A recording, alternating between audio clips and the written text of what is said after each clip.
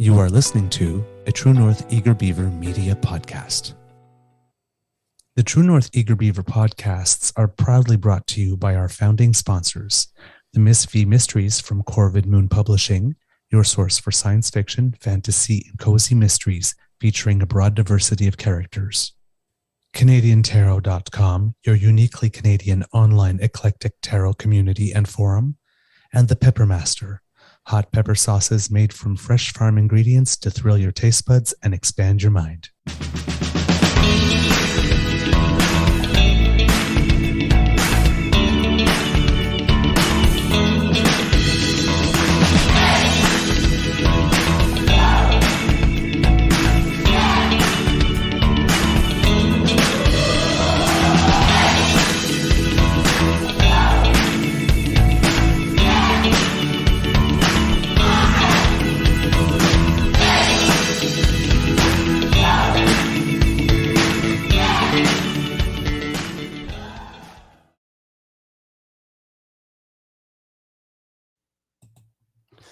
Well, good afternoon and hello, kids and cubs.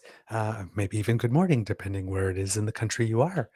Welcome to the October edition of the True North Eager Beaver PubCast here on the Crier Media Network.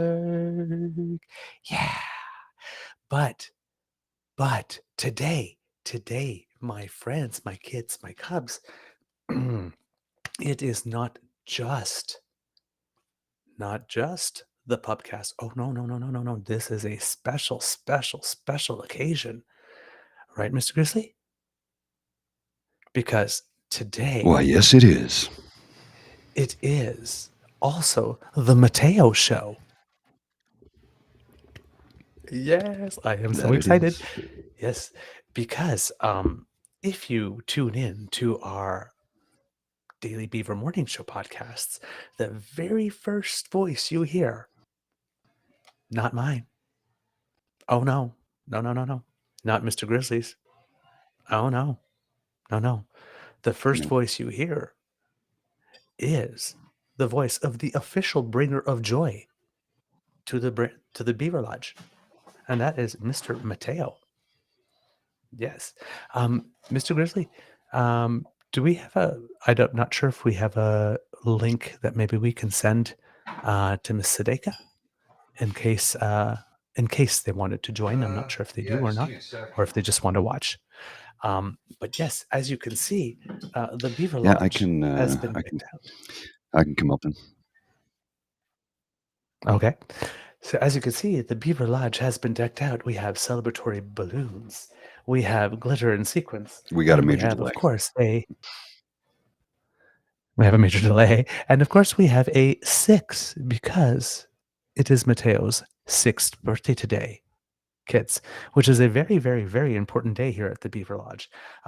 So important that Queen Beaver himself passed by, forgot the crown, so I'm going to have to make sure he gets it back. But left a royal decree.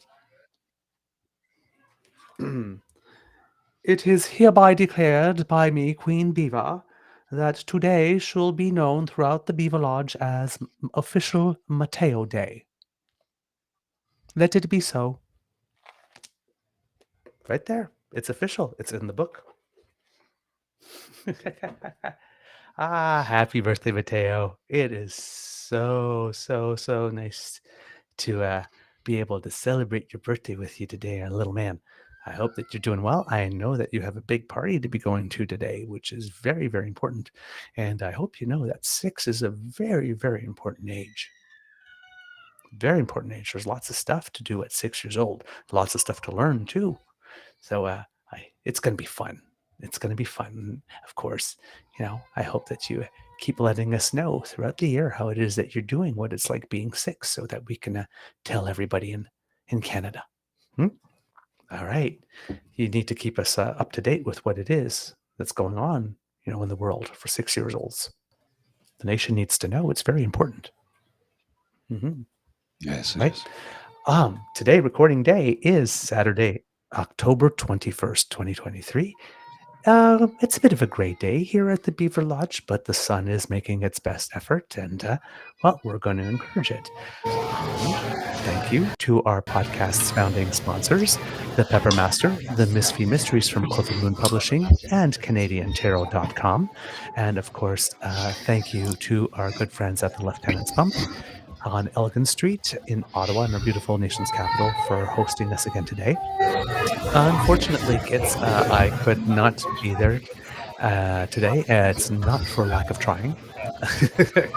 Actually, I tried twice yesterday and today, but combination either of lack of sleep, 9 days of insomnia, or just gremlins in the computer or whatnot. But there have been a whole bunch of things, and basically, it seems that I ended up with a bus ticket at the wrong time to be able to get there in time.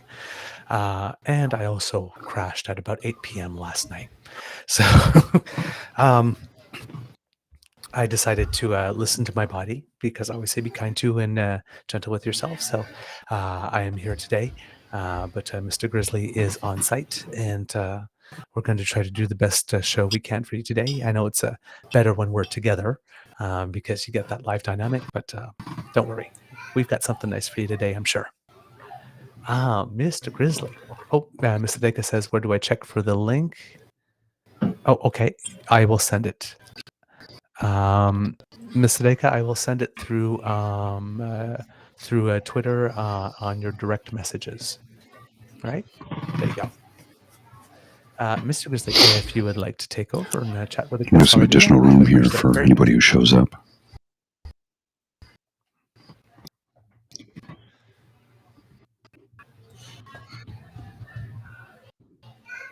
Oh, yes, look at that.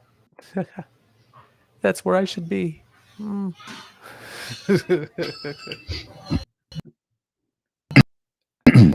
All right. Let's see. It seems that there's a delay at Mr. Grizzly's end. Just having issues. Okay. Then I will just I keep don't know if you can chatting. hear me or not. Yeah. Yep. All right. I will keep chatting then and send this. Gonna remove I'm that. not the best multitasker, so So that should be less taxing on the system. I can't hear you anymore, sir. Hope you're there.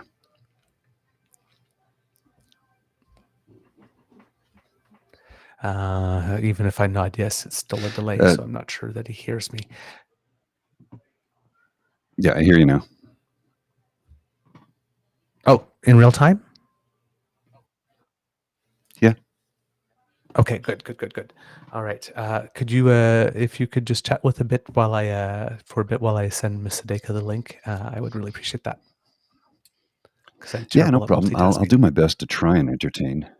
Yeah, no problem. I'm capable of it. Let me see if I got. I'm just want to do a sound check here on something. Let's see, because we're having some network and tech issues here.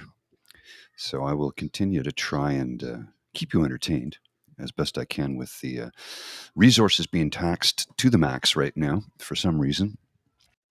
I don't know why, but my system has decided to just crawl at a snail's pace. I've got to see it over there. I've got two cameras here, and as you can see, I did have another camera running for a minute or two, but I shut it down because it's just right now. So I will try and provide you with as much entertainment as possible on this dreary Saturday afternoon.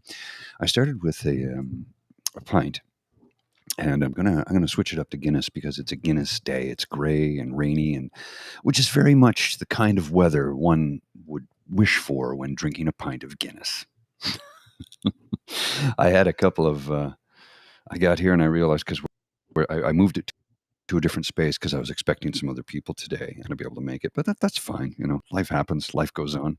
But I brought an extra component so I could add in a few things, and then I realized I forgot a very specific cable I needed for it. So it's just sitting here on the desk doing nothing. Another mixing pad. It's actually called pad, quite frankly, from Mackie, which makes a great line of product.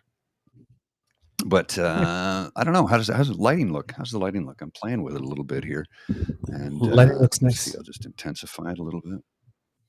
Okay, Yep. I've got another light over there. I might just angle it towards me later on. If more people join, I can flick on the other camera. They've got microphones. I've got Yep. 3 microphones in line here. Actually, let me just let's see. I'll just do the pan. See, there's 1, 2, and 3. Yep. And there's the rest of the pub. Yep. There you go. Kit Dan says in the chat, let's send Paul a beer. Which it has been done on this show actually before. Mr. Otter did it, I think, on our first or It second has been done. PubCast. Yeah. Ordered a beer and then sent, Yeah. I think, was it he did through Interact Pay? Over. Yep. So it He can just be done. didn't. Just emailed the payment to the server, and she was able to take payment and buy us around. Yep. So yeah, it There can you be done. go. Hey, we have the technology. Yes. Kit PNC Bio says, is downtown Ottawa normal? I don't want to send my mom into freedom craziness. I assume Paul noticed on the way to the pub. Yeah, nothing seems out of the ordinary. To be honest with you, nothing looked strange. I didn't hear anything. I don't think there's anybody even on the hill. If you want to check that out on your end, you can go to Parliament Hill webcam and see. I'm not going to do that because my computer is really taxed right now. Yes. I don't want to kill it completely. So Now, yeah, if you want to check Hill webcam, you'll see if there's anybody there. But I didn't hear anything. I didn't see anything. I think we're good. I think that okay. the Queensway is shut down too, right? So about 10 kilometers worth or 8 kilometers worth of the Queensway is closed today. So how do you get downtown?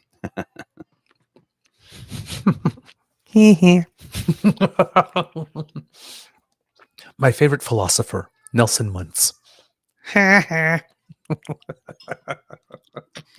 Oh, man. If you are wondering, if you're hoping that maybe we'll see the Beaver Sweetie today, I am not sure because I'm not sure when he gets back. The Beaver Sweetie, because he is a teacher and he is molding young minds and wants to become better at it, is actually taking a training course today. I am so proud of him. He really cares. I love that about him. So it's he wants to get better. He wants to be better. So he's been taking a training course, and today was I think a live. They're doing a practicum, and I think it's full day as well. And it happens to be during homecoming, so he missed like the pancake breakfast from homecoming and all of it for this, which means he's really committed because my sweetie likes pancakes. So do I. Actually, We've got Mateo here in the green room. Yay! Mateo's here. I'll bring him in. Let's bring him in. All right, little buddy. Hi. I am so happy to see you. How are you? Good. You're good? Oh, yay. Awesome. Yes. Oh, I love it. So, Queen Beaver tells me that it's your birthday today. It is. It is. And how old are you today? 6. This many plus 1. You have to use both hands now. That's a big deal. Hey, wait until you're 11 and you have to use your toes too. 10 plus 1.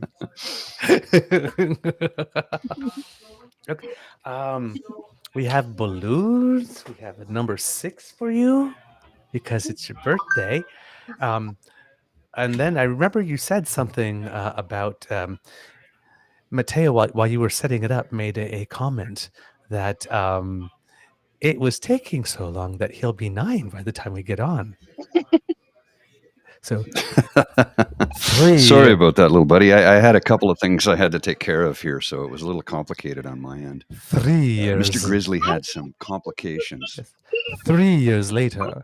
So we went and made sure that we got a 9-year-old candle for just in case. So happy 6th and 9th birthday today. What do you say? And we have one more surprise for you, my friend.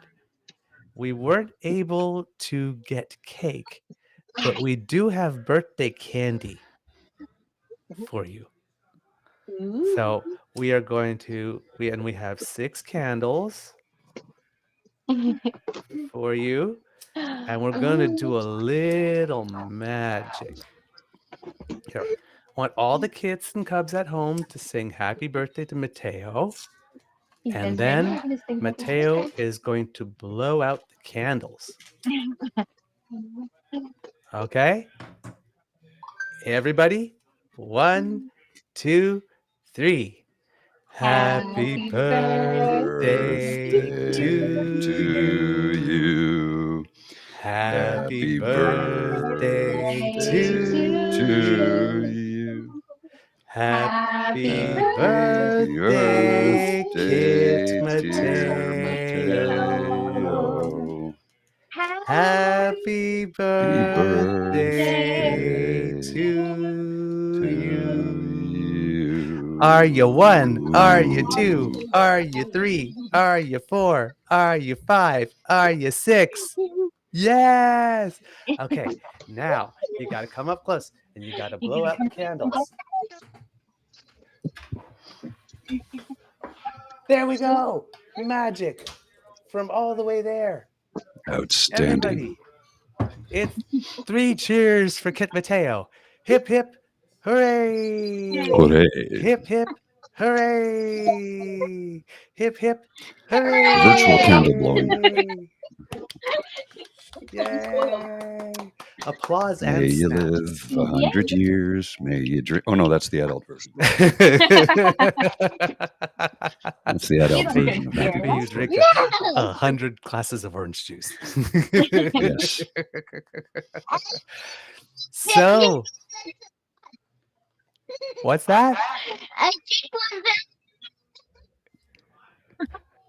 think So, you have a party Somebody's to go having fun to, today. right? party to go to? Mm-hmm. With friends? Yeah. Is there Awesome. going to be cake? Mm-hmm. Mm-hmm. Yeah. Do you like cake? Well, you're full of vim and vigor today. Oh, yes. Every Hey, day. 6 is a Oh, yeah? big deal. 6 is a very big deal. Hey, Mateo, what are you looking forward to most about being 6? On my birthday, I would say opening presents. Opening presents. That's a pretty good one. That's a good one. I like that. Ah, man. Ah, you look like you are having fun, little man. I like that. I'm gonna go get the toy that I got from Christmas from my birthday. Ooh. Ah, hope all the family is doing well. We are doing great. Ah, hello, Jazzy. Jazzy went downstairs. Oh, okay. And I don't know if Rain is there, but hello to you too. Yes. Ah, there you go. I love the picture, by the way. Thank you. Thank you. I love it. I have it hung up in the I bedroom. have a couple of sheets of stickers for you, Mateo. Yes. Some round ones and some square ones with a QR code that shows how to get to YouTube. Ooh. I just got them in the other day, brand new ones. So I'll send them out to you Okay. shortly. All right. Stickers in the mail. Does it get any better? Really? Ah, I love it. Maybe I'll see if I Okay. can get you a ball cap. Ah, that would be cool. Ooh. Ah. Hmm. You So, like baseball caps? He keeps looking at the TV. he said, mm-mm. Oh, I love this. This is so much fun. Ah, well, listen, my friend. We don't want to keep you from your party because we know that it starts at 2 and it's almost 2. And partying on your birthday is like almost like the most important thing, Absolutely. along with cake and presents and hugs. Oh, yeah. And actually, there's lots of things. What?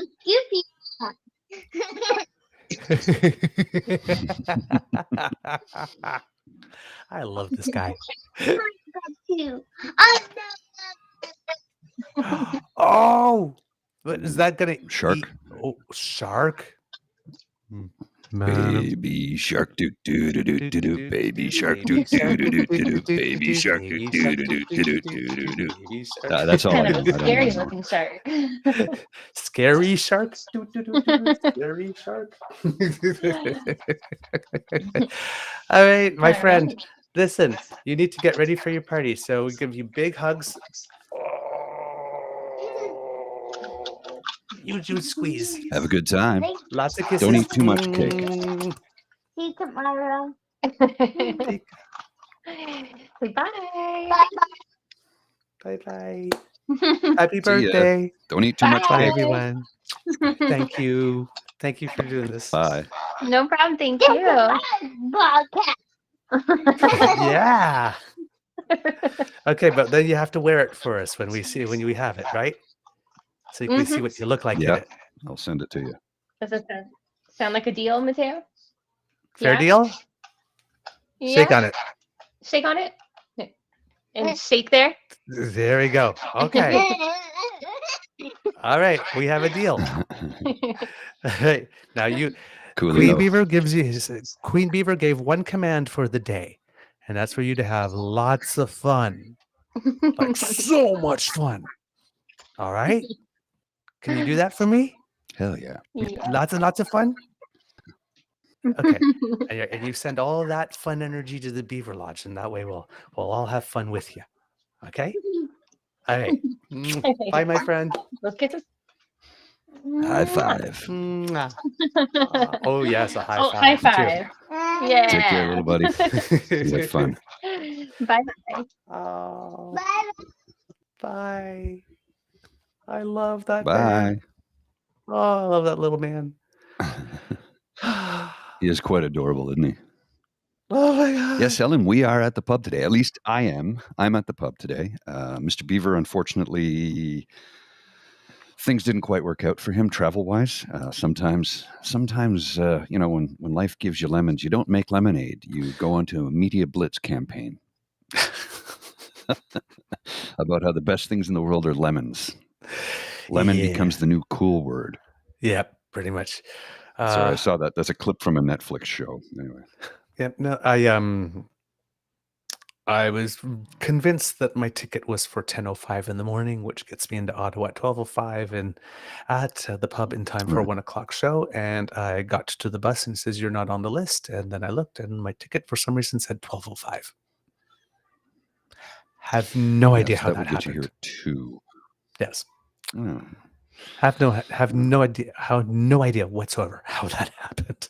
So, Well, I mean, you still could have come at, you know, gotten here too. It's not like you've, you know, not been late before, so it's not a big deal, you know. yeah, but I wanted to yeah, we're start here the now. show off We're with, here like, now. you know, if it wasn't going to be the Mateo No, show I if we got understand. into it 2 hours later. So, you know, Mm. but No, I yeah, understand. Yeah, because he has to go to the thing. So yeah. So, and yeah, wanted to make sure we started off well. So, I was, of course, disappointed I wouldn't see you, and I was disappointed that I wasn't going to see who our guests in person were going to come up. I'm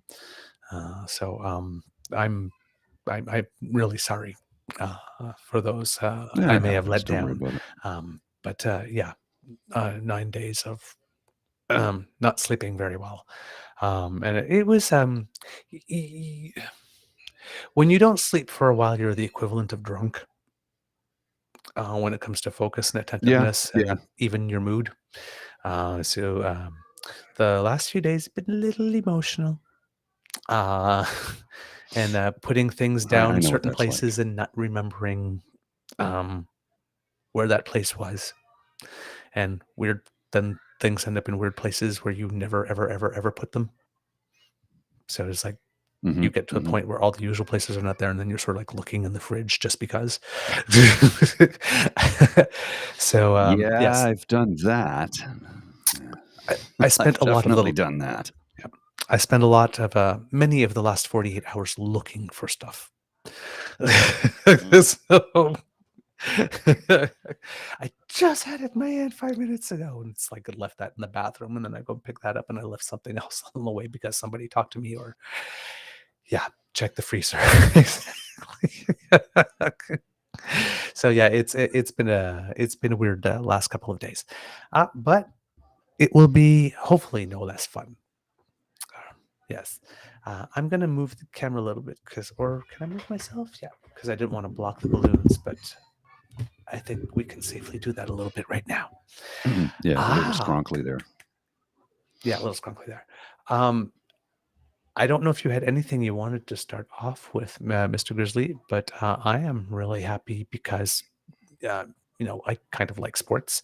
Unlike a lot of people, I don't tend to follow the big four: football, basketball, hockey, baseball, in terms of the season leagues. But I do love the Olympic North sports. America, yeah. So right now the Pan American Games are on, which is a lot of Oh fun. yeah, that's right. They just started, didn't they? Yeah, they had the opening ceremonies yesterday, and official competition starts And today. they're in South America, right? Yeah, in Santiago, Chile. Yeah. Yeah. Okay. So it's spring there, Right. right? Exactly. Because they're Southern Hemisphere. Right. So it's the only multi-sport games that I've actually got to attend because Toronto had them. I think it was 2015. I think it was about that. So Right. yeah, That was and I went to see beach. 2013. Was it 2013 or 2015? I can never remember. Honestly, 8 years ago would be 2015. maybe it was 8 years 15. from Yeah, now. 15. Yeah, 2015. Yeah, 15. And I that's went right. to see some. Yeah. Yeah, I went to see some. Out every 4, correct? Pan Ams are every 4.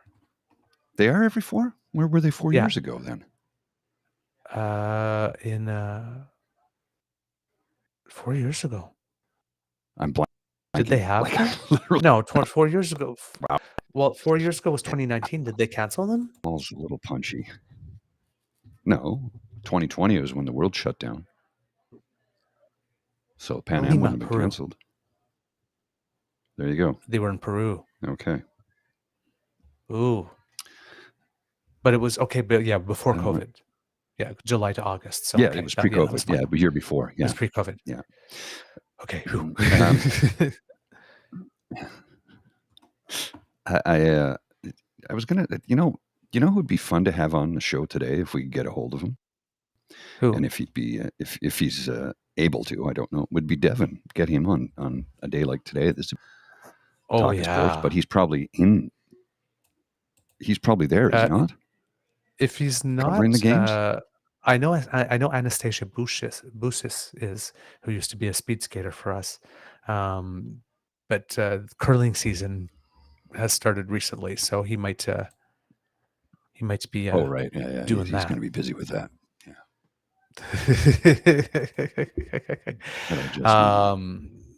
Yep.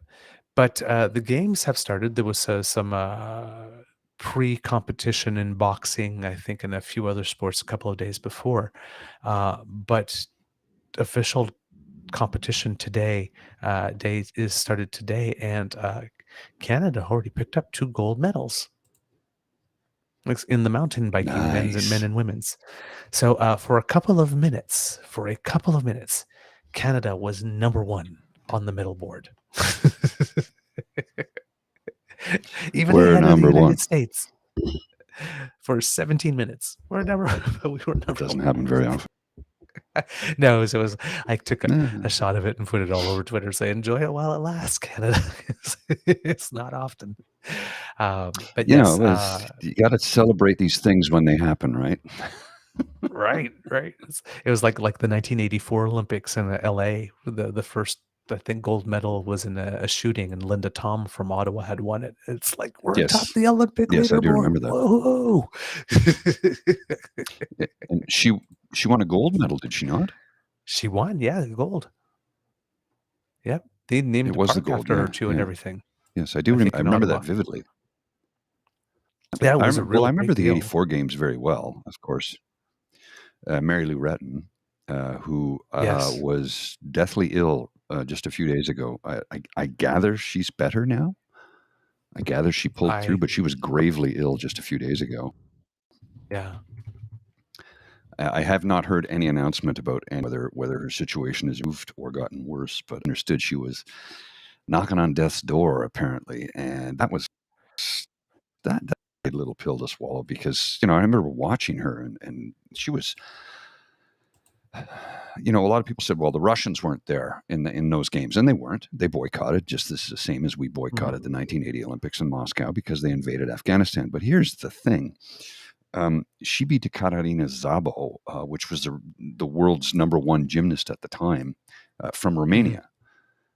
So beating Szabo meant that she earned that medal whether the Russians were there or not, because Szabo was the best gymnast in the world at that time, had been the world champion 2 years running at that time. So for her to win, and she did it on the vault, she did the Sukahara, nailed it, and then okay, she'd like the medal's hers, the gold is hers now for the all around, and then she's got one more vault. She doesn't have to do it, but she did it anyway and did the same one, but made it even better because the landing was even perfect. There was a slight hop on the first one. The second one was frozen right in space. She actually got a perfect 10 on it. I'm a gymnast guy. Yep. 2 in a row actually for that, and that's what favor the medal. The scores are different now in gymnastics. They're not the same as figure skating. Used to be 6s, but now it's a different scoring system that I don't fully understand, to be honest with you. Each move has a base value, and then you have each move has a base value, and they give you a plus or minus 0 to 3 based on the quality of your execution. There's a way, and then they add it all up, and then they have the similar for the artistic stuff. With the gymnastics too, I think now it's the same thing. Every move has a base score, and then they look at everything over video to see if you actually executed it. So there's sort of like an overall and then a technical, and they look at it. But yeah, you're right. Almost, and you did all that from memory. But you're right. She won silver in the team and vault events, bronze in the floor exercise and uneven bars, the first American woman to ever win the all-around title at the Olympics. But it says here that she had a bout of pneumonia. Rare form of pneumonia. They were made some progress at. They were using crowd fundraising, like GoFundMe for her medical care because she has no health insurance. America. What? America. What? Mary Lou Retton has no health insurance? Hi. No, she doesn't. This is your friend from Canada. This is Uncle Mr. Grizzly. Here's a message for my American friends. Create a healthcare system that you could be proud of the world over. You're a first world country. You're probably the richest country in the world that we know about. And most of your people have less than stellar healthcare. And that which they do have oftentimes, it makes them go bankrupt. And that's your public service message for the day. But here's the thing about Mary Lou Retton. How do you become a gold medalist and become so famous as a gold medalist? Because not all gold medalists have the equal fame that as soon as you say Mary Lou Retton now, right? 40 years later, instantly, right? There's lots of names we can mention, Olympic medalists that did they? Were they? I guess her we remember. How does someone with that type of profile, why not an Olympic gold medal, who beat Katarina Szabo, end up not being able to have health insurance? See, this is one of the great questions that I have for, modern America. It's like, come on, man. And again, we're not getting political because this is the PubCast, but this is somebody that I had a great deal of admiration for when I was, we're the same age, right? Yeah. I was 16 at the time, watching her, win a gold medal at 16 years old on the world stage in the Olympic Games. It's like being the world champion is huge. It's massive. It's going to secure you. It's going to give you a lot of wealth and fame and notoriety. Winning the gold medal in the Olympics, it's another upper echelon. It's above the world champion. You should be able to write your own ticket. Because it's the most coveted medal you can win. Yeah. So this is, it's troubling to me that she doesn't. And I believe she was. I know she's a Republican, and we're not going to get into the politics. I also believe she's maybe, correct me if I'm wrong, evangelical Christian. And again, we're not going to discuss that. But it makes me wonder, so how does she not have health insurance? Because she would have made millions of dollars back in the day. And if somebody is a Republican and a Christian, I don't imagine she was spending it on drugs and alcohol or gambling for that matter. So what happened? Did she get led astray by management? Mhm. I'm just curious. Possible, but I'm glad she's doing better. yeah. Well, that was my that's why you wonder like what happened. They said this was from the Mhm. October 19th. Her daughter said basically at the beginning of this week we were going on the up and up. We were so excited seeing so much progress. Then yesterday we had a pretty scary setback. She is still in ICU and we're just working through some things as far as her setback goes. I just wanted to give an update there. She had a better day Wednesday, which is great. She is just really, really exhausted. That's about, I think, the last update, the most recent update, because I don't see anything on the web for Okay. more than a day ago. Yeah. But Well, yeah, hopefully she's able to come around.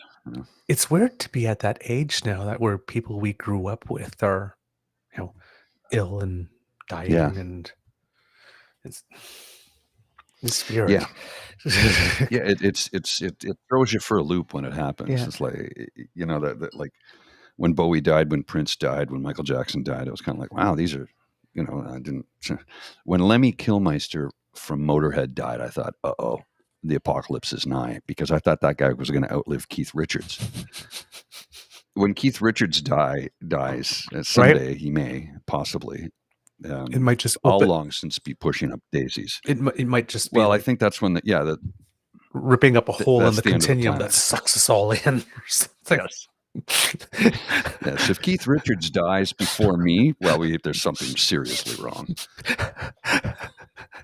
It's the famous picture I saw of his two daughters. They're like 28 and 30 at the time, and it was Keith Richards with his two daughters, and the caption on the photo said, "Here's a photograph of Keith Richard with his two daughters. His daughters are each combined net worth is about $800 million, which he will inherit when they pass away."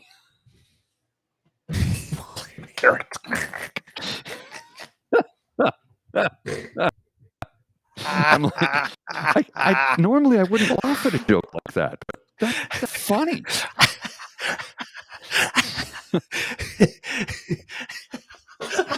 Because it's like, yeah, that actually tracks. That tracks. Caitlin M goes, no one's going to outlive Keith Richards. He will be the last remaining human on Earth. He will survive nuclear holocaust. That man will. Well, this is what I think, right? Wow. And when we're talking about like how time is weird, like and speaking of Keith Richards, while you have this going on with Mary Lou Retton, while we have like Michael Jackson passed away and all that, you have like certain people that just keep going, like the Rolling Stones, like this 18. Yeah. They're a touring band, but 18 years since the last album of new music, just like put out an album. It's just, and it's quite good actually. It's quite good. I heard on the news that they actually did a cover, I think is of the Muddy Waters blues song from which the band took their name. And apparently it's the first time that they've recorded officially a blues song. So I haven't heard it yet. Maybe a blues song written by somebody else, because they started out as a blues band. Okay, they were a blues band from the beginning. But Rhythm did they and blues. record? That's who they were in the beginning. But did they record blues? Or did they start up playing it and didn't record it? Their first I don't few know. records were blues. Oh, okay. British I blues. didn't know. But I mean, not it didn't sound like Mississippi Delta, because only Viking bands from Iceland sound like they're from Mississippi Delta. So I've heard a few bars like on a news report, but I haven't heard the song yet. But it seems that they didn't do anything to it. They kept it like really, really pretty faithful blues. So okay, I've not heard it yet. I hope it would be a hit for them, which would be really cool. Well, because the blues is really good music, and it doesn't get enough play on the radio. Like every now and then you get like a Joss Stone that comes out and they have a hit that crosses over, or what was his name, Johnny something, when he had "Lie to Me," couple of years ago, and calling James every now and then. But usually, unfortunately, blues doesn't cross over, which is kind of sad.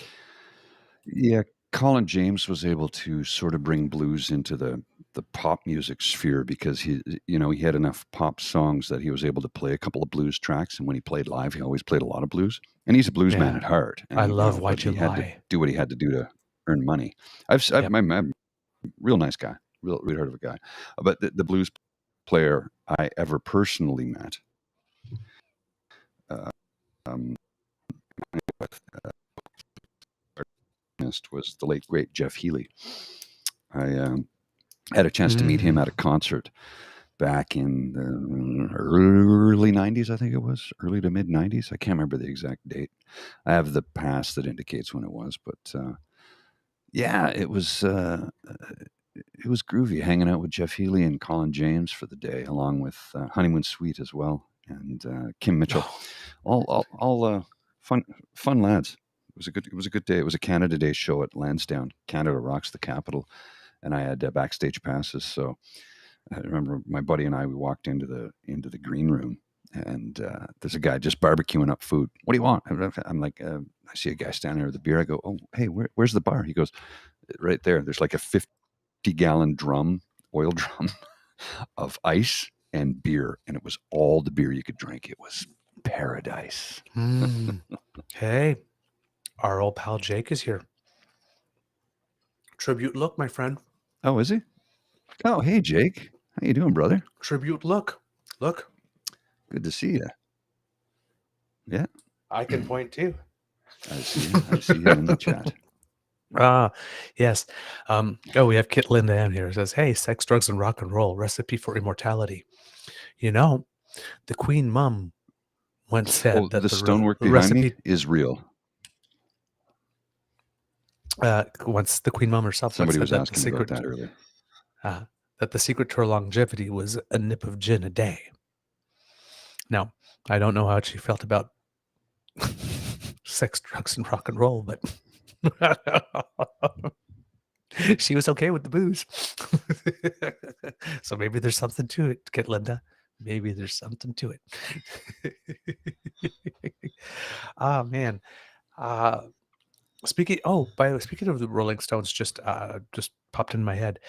Have you ever heard the Joss Stone and Angelique Kidjo cover of the song? I don't know that one. The title just left me. It's just a shadow away. It's just a shadow away. Give me shelter. Give me shelter. There we go. It's really good if you've never heard it. I think Really, I have really actually. Like this. I'm just trying to adjust my mic here. It's giving me issues. Joss Stone. I mean, you have to have been I've living seen under a her. rock if you've never heard her voice, right? Somewhere. Especially I with saw her hit you back you had me. in 20. When did I see her? 2017? No, 2016. 2016? 2017. Okay. 2017. I saw her in 2017 at the Jazz Fest, and woke up the next morning with 100% hearing loss in my right ear. 2017 was not a good year for Uncle Paul. I got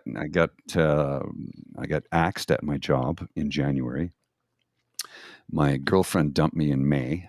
I lost my hearing in July, and then I tore my shoulder in August. It was a bad year. Speaking of the It blues. was a bad year for me. Yeah. No kidding. But I have sound effects on here. I just don't know what they are. if the Let's try them. Let's see. Could you hear that? Yep. The sad trombone? Yep. You could hear that? Oh, okay, good. Yep. I don't know what else I got. That's laughter, applause, rim shot. Yeah. I got laughter, applause, and then the rim shot. There's 4. There's only 4. I can add more, and you can I think you can put 12 in here in total, but the mobile studio, right? How much effort do you want me to put into it? You see the amount of gear I pull over here. It's pretty crazy. suitcases, and he has like a dolly and then bags, and yeah, absolutely. But It's a lot. about that I just Give Me using a Shelter monitor song I was today talking only about. because I have one here. Keep going. Let me just show you. Whoops. That way. Yeah. Let me just swing it about, swing it about, swing it about, swing it about. Oh, no, wrong way. I went the wrong way. Darn it.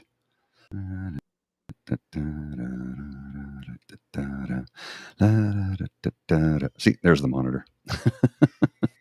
Just hanging on the wall in the pub. I just plugged into it. There you go. You need a Nelson haha sound effect, says Kitlinda. Yeah, yeah, that would be good. So just to finish off. Yeah, to finish off the thing about Give Me Shelter, if you haven't heard it, it's Joss Stone and Angelique Kidjo. And if you don't know Angelique Kidjo, she's a legendary African singer from Benin. Um, and if you're a francophone, you might be more familiar with her because she had a song called Agolo, Agolo, several years ago, which was a huge hit in Quebec. And she came to all the festivals, and so she's a big name, multiple Grammy Award winning musician, internationally recognized and very well respected. So you have it's a very up tempo version of the song. It will make you dance. It has African rhythms mixed to it, and these women can sing. These women Okay. can sing. I'm pretty sure When I I heard it have the heard first it. time, I actually Yeah. had it on a loop for a while. Yeah, it's you wouldn't forget it if you heard Mm. it because when remember when you do remakes, it's like covers. You either want to be like, some songs are so iconic that if you change them, you can't just do them somewhat the same. You just have to completely revamp them, Right. right? Or else Otherwise, it you're going just, to sound terrible, like, if right? somebody was going to do a cover of Beat It, was going to try to do it the exact same way with the exact same rhythm or whatnot, it would just, it's not Michael. So Nah, you have to completely revamp it or whatnot. it's going. So You're going to fail. so Give Me Shelter. Yeah. So Give Me Shelter. They did that. They made it like, very percussive and all the beats and whatnot. So you're just like sitting there, oh yeah, you're feeling this. Ooh, yeah. So yeah, Ray, if you have, Marta, it's just a shot away. yeah. So It's if Mary you have a Clayton that chance, sings that part. yeah, I know. And then this song, that part is too. But it's in this one, it's like a, not a wail, but almost like a battle cry. It's Mm-hmm. really good. All right, Mr. Weasley, you have anything? I'm gonna let you take the lead there for a bit because we're talking over each other every now and then because of the delay. Yeah, we got a bit of a delay, little tech issues here. That happens from time to It time. happens. But your old Uncle Paul's going to take care of things as best he can. I have somebody joining me here in live, not in studio, but in the pub. I have a friend joining me shortly. And a buddy of mine out in Calgary is going to join us this afternoon. He Ooh. said sometime around between 3 and 4 he'd hop on for a little bit. He's just out tough, so yeah, because it's 2 hours earlier in Calgary, and I was going to reach out to Army Chris, but right now I'm a little concerned that if I do anything on this computer and send anything to anybody, it might just crash the whole system. So it's time for me to get a new laptop, is what it boils down to, and I can afford it right now. I just don't want to spend the damn money. I'm, it's like you finally start to get ahead a little bit, and then something else comes up and goes, God damn it, can I catch a break? I thought my desktop computer at home the other day was dying. It crashed on me 3 times the other night, and I was like, uh-oh. It was like repairing. I'm like, because I really can't afford to replace that thing. Somebody suggested get a Mac Mini. I'm like, it's still $1,000. And the other thing too is Restream doesn't work well with Macintosh or Apple product. So, complications upon complications. Life is never easy. It's always kind of scronkly.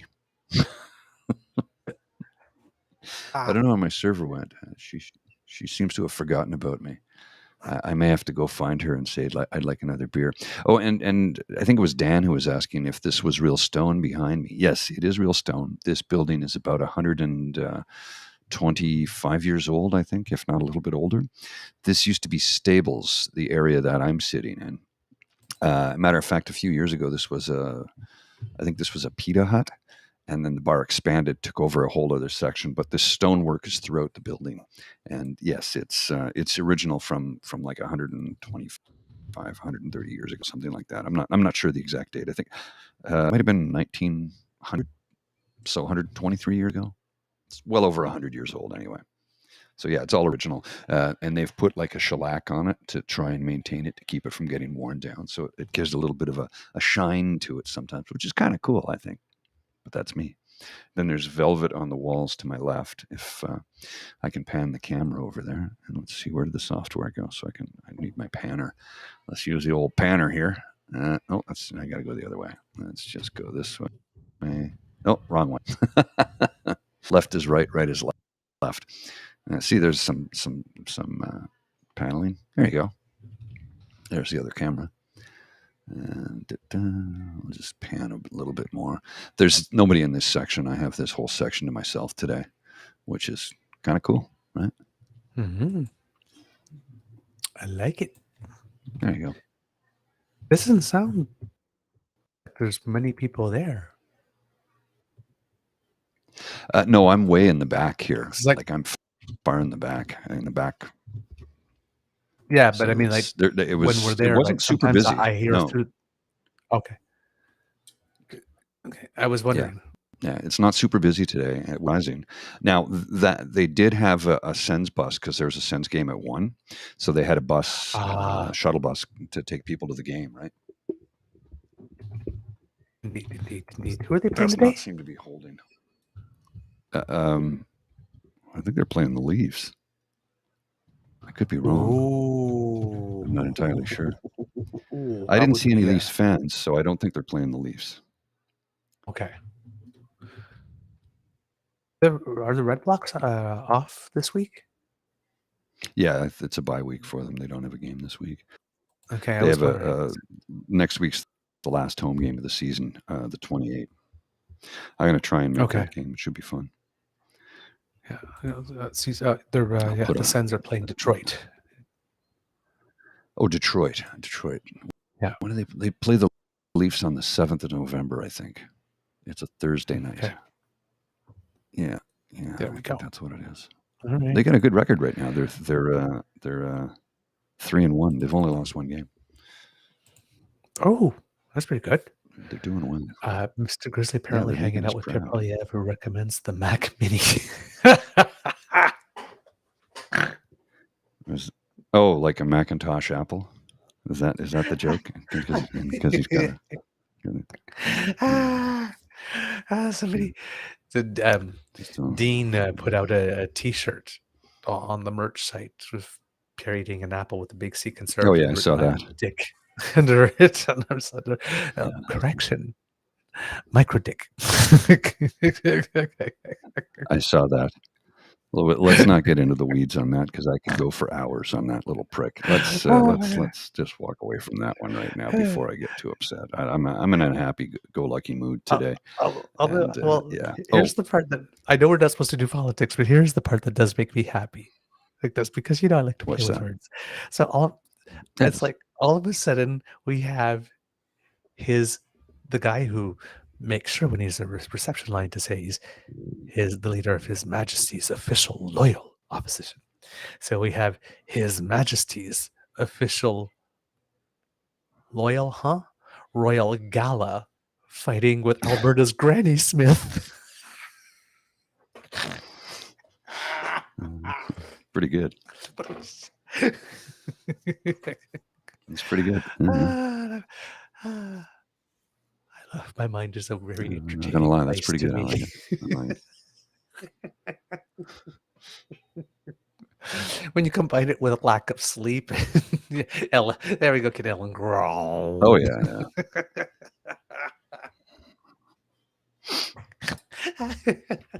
Yeah. He's just playing. Well, since you know what, I'm going to do it here rather than doing it on the show because I'm sure that the kids are very Mr. Beaver coming in with the dad jokes are eager for the Beaver Lodge So, curling report. Do, do, do, do, do. well, curling. Well, you do that. I'm going to do a thing. I'll be back shortly, but Okay. I'm going to leave the camera on because I don't want to mess with any settings right now. I I'll think be that back is shortly. very wise. I will make do with half a screen. I'm quite fine. um, the Eager Beaver Lodge curling report. Yours truly, Mr. Beaver. I played 4 matches this week, and I was a bit of a mixed bag with my seniors team because, yes, apparently 50 is old enough to make you a senior now. Of course, I'm the spring chicken in the group. But yeah, we have our group together and we're taking turns skipping, which is, for those who are not familiar, is calling the shots and usually throwing the last stones for skips. Not necessarily, but in my case, it is to see who would be better at which position before we sort of determine where we'll be as a team.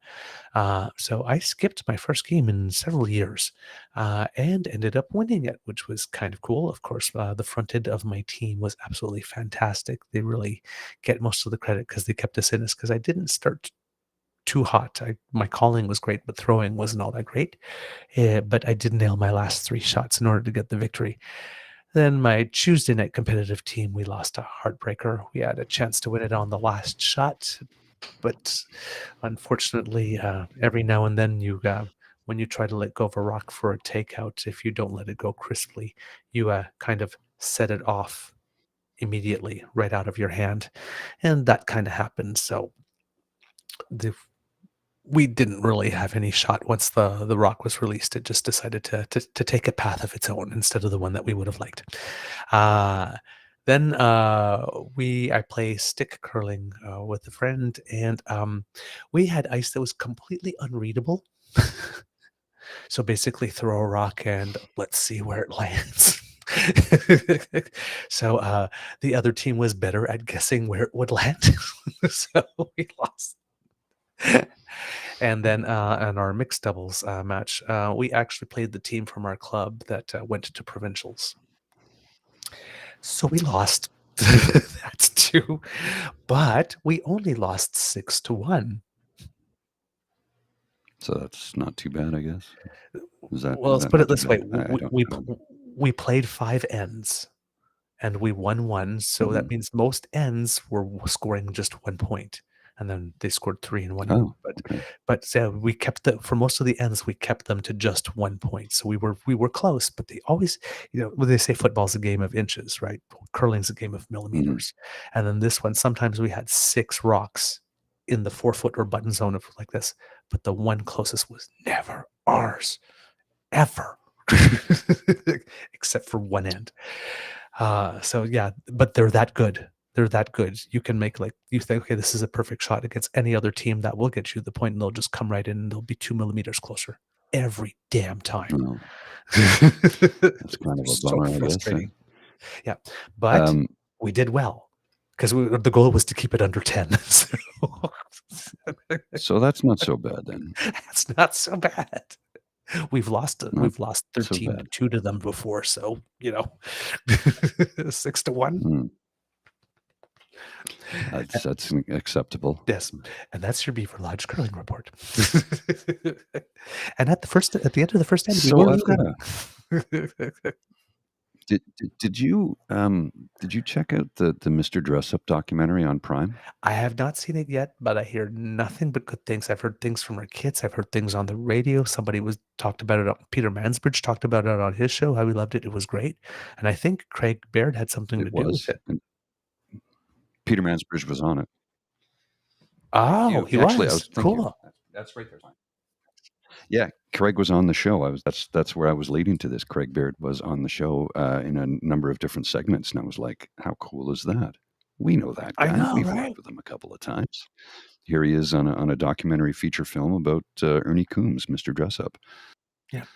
And just a lot of people were like, "I didn't know he knew Mr. Rogers. I didn't know he was American." I'm like, "Really? I thought everybody knew that." Like, honest to goodness, I I didn't know thought he was everybody knew that. American. I knew he knew Mr. Rogers, but I didn't know he was American. Oh, I knew that. I didn't. He came here with Not at all. Mr. Rogers. Rogers was brought up here to start the children's division of television, educational television for CBC. Fred Rogers started it, and I did not Ernie know that stuck either. around, and he was called Butternut Square. Yeah, That and I then they knew. cut the program. I don't remember Butternut Square. That's before my time, but I learned about Yeah. this in the film. And then he stayed on, and Mr. Dressup was born. Yeah, Oh, how cool is because they that? debuted a program that you would remember called "This Hour Has 7 Days." Mhm. Yes. So what happened was they had a big studio for Butternut Square, and they cut the studio in half, and half the studio went to "This Hour Has 7 Days," and the other half became Mr. Dressup. Huh. Neat. Cool. Jeez. Cool, eh? Kit Ellen says, Paul and Douglas, you need to interview Canadian sweary historian James Fell. I've tried to connect with him a few times, actually. I'd love to do an interview with him. He's an interesting individual, and I like his writing. And he always does, on this day in history, shit went down. And then he talks about what happened on this day in history. It's kind of a different way of doing it, but it's not stuffy.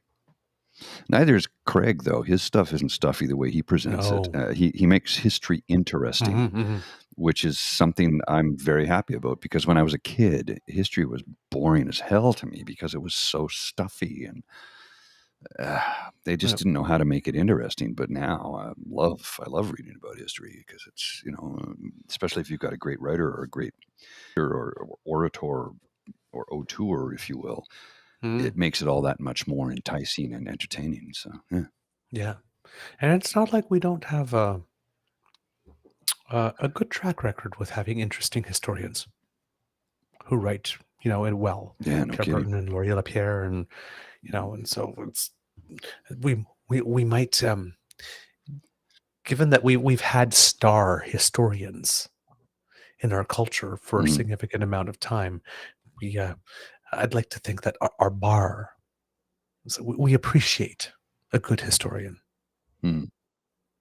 Oh, yes. in this country. Yeah. Oh yes, absolutely. Yeah, absolutely. But I am so happy because I'm a big fan of when good things happen to good people, and he puts so much love into what he does, with so much care, Oh and yes. it's just, I mean, he's now my go-to now. It's like if it's something that's like, well, what's the history of this? It's just like, let's see if Craig has got something on this Mhm. at first, because Usually it's does. impeccably researched. So you know Mhm. you're Oh yes. fine. You're going to be fine on the facts there with him. You can quote him as a source. Yep. Very good. It's just, I like I said, there's been lots of good stuff happening to people. Yet there was when oh darn, I'm having trouble remembering people's names today. Our colleague from Crier Media, when his golf footage from Nick Taylor winning Oh yes, the yes, yes, Canadian yeah, Open yeah. got picked up by NBC. And then there was our friend who does that Nerd Dad show, Joe, who got invited to CTV The Debates show because they had something on parenting, and his main podcast, Yeah. and he got called up, and it's just like, whoa. It's like, just He's like, what? Why am I here? I remember him saying yeah. that. Like, why am I here? What is going on? Well, turns out doing what he did, he Yeah. got noticed and got called up. So it's like, right on. More power to you. I love it. Just because Yeah, that's not going to happen to me. I swear too much. yeah, probably same here. It's But never going to it's happen for me. I'm too sweary. I'm also people, bald, so if anybody's watching, if you are considering it, I can tone it down or remove it for for a segment. I am capable of it. I we just can choose remove it not to. Here. altogether. We just choose not to Yes, sometimes. Yeah. but I am capable of it. So if that's a stumbling block to booking me, don't let it be. I can follow the rules. I know how to be a good guest in someone else's Well, home. and you got to remember too, a well placed F-bomb really can be like a surgical strike. Mm-hmm. There are times when it's necessary to really, and I don't like to do it, but there's times when nothing else works. and it really gets your point across of how angry and upset you are about a situation. My whole only regret about going nuts on the convoy people was I wish I had dropped less f bombs because I knew my mom would see it when I saw all the phones come out. I'm like, well, what's the point of stopping now? I'm already here, right? So I just kept rolling because as soon as I started yelling, everybody pulled their phones out. I'm like, oh yeah, this is 21st century. This is what happens, right? So what can you Yeah. do? Yeah. You Yeah. just stick with it, This is a pint of Guinness, by the way. It's a perfect day for it. It's gray, drizzly, and overcast. It feels like Yes. London today, although it's like 17 degrees. So Right? it's warm. Yeah. It's really warm out. It was 19 yesterday. Yeah. That thing that you mentioned is yes, Laura Babcock is good at swearing when it's appropriate on the O Show. Yeah, I agree with you, Kit Linda. It's oh darn, you mentioned something. What's the I O got Show? distracted. That rings a bell, and Laura's a bell, but I can't think of the Yeah, show. What's the O Show? she's a somewhat prolific tweeter, but I think she's on her side of the political spectrum as well. But some very astute comments. I've started noticing her account a lot a few months ago, and I had thought of reaching out a few times, maybe and putting an invite to see if she would Okay. want to talk about stuff. But no, she'd. There are accounts that you're impressed with the content and the quality, and she has one, but I didn't know. But I saw her content on her Twitter account before finding out she had a no show. Something called the O Show. Okay. Not sure what the O is supposed to stand for. Is it Ontario? I guess I haven't had the pleasure of listening to it yet. So right now I'm a fan of her writing, but I'm not familiar with her podcast. Yep. All right. Do you have Sorry, Mr. I'm Grizzly? just sorting through some cables right now. I got to plug my phone in because it's dying. Oh, okay. We had There's so much stuff here. It's ridiculous.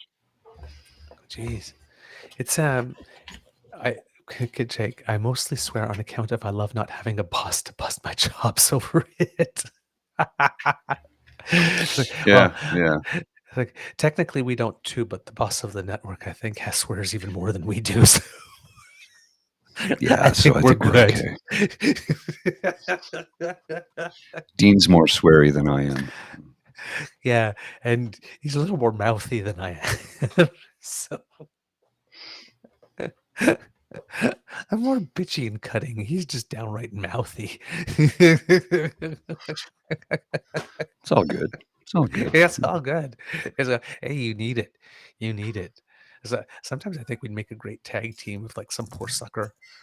It's like, yeah, you soft piece of celery. And Gene's like, yeah, you like that, huh? You turn around and it's like, oh God, smell that one coming. Oh man. I love his bedhead pressers too. Yeah, those are pretty good. Bedhead presser. And here we go. Oh yeah, that's all right. I can do that. Yeah.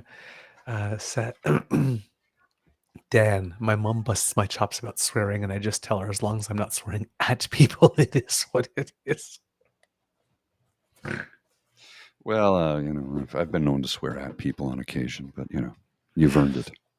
Oh yeah, that reminds me. If I'm swearing at a person, they've earned it.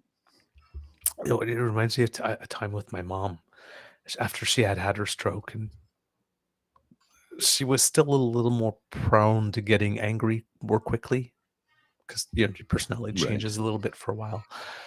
And I remember at one point the stroke had left her hemiplegic on one side, so she had a wheelchair. But whenever she wanted to go somewhere, she was always like with her foot on the ground, right, just sort of pedaling, like you would on a skateboard, right, to move it forward because she couldn't use both hands. So whenever she wanted to get away or walk away from something, it's not like she can go really fast, right? So it's like those times where you want to make you make this big statement and I'm leaving, and then you close the door. It's like, shit, forgot my keys. Walk back in. It's like, damn, missed my Yeah, exit. yeah. Damn. So we had an argument at one point, and right in the middle of it, she told me to fuck off. I'm like, that surprised me because my mother, who is love on two legs, has never in her life told me to go fuck off at all. I guess, I've never heard that from my parents. yeah. And well, I got stroke, right? But then I turned right back and I Mhm. gave it to her. I just started like, you fuck off. And then she looked at me. It's like she snapped for 1 second. It's like, how dare you tell your mother fuck off? It's like, how dare you tell your son to fuck off? It's like, you raised me not to take Yeah. any guff from anyone, including my mother. You tell me to fuck off, I tell you too. That's how you raised me. And then she had nothing. She was stood there for a while, and she says, oh well, like this. And then she turned around and she like tried to go away, and I was just sitting there, and I just turned around and just grabbed the back of the wheelchair. It's like it's just like it's just like it's just, I'm sure in a comedy movie that moment would be hilarious, and looking back on it now it's funny as hell, but in the moment it was, oh my god, that was a bit of a bitchy move, wasn't it? No. But it's true. My mom raised me not to take that talk from anyone at all, including her. So it's just but given That's that how it it works, never right? happened, it never came up except for that one time. It was like, oh. And then like she's sitting there, she wants to be mad, but then it's like, oh, I guess I raised him well then. He's kind of confused for a second. Well, that was the F-bomb was not a word that was really heard in my household prior to 1977. Ours either. And I say that because, well, we moved to Newfoundland, and when we went to visit people in the Bay, the language is a little bit more colorful. The local vernacular is a little bit more colorful. So you'd hear the F-bomb and C-bomb every third or fourth word. It was like you were in England or Ireland or something.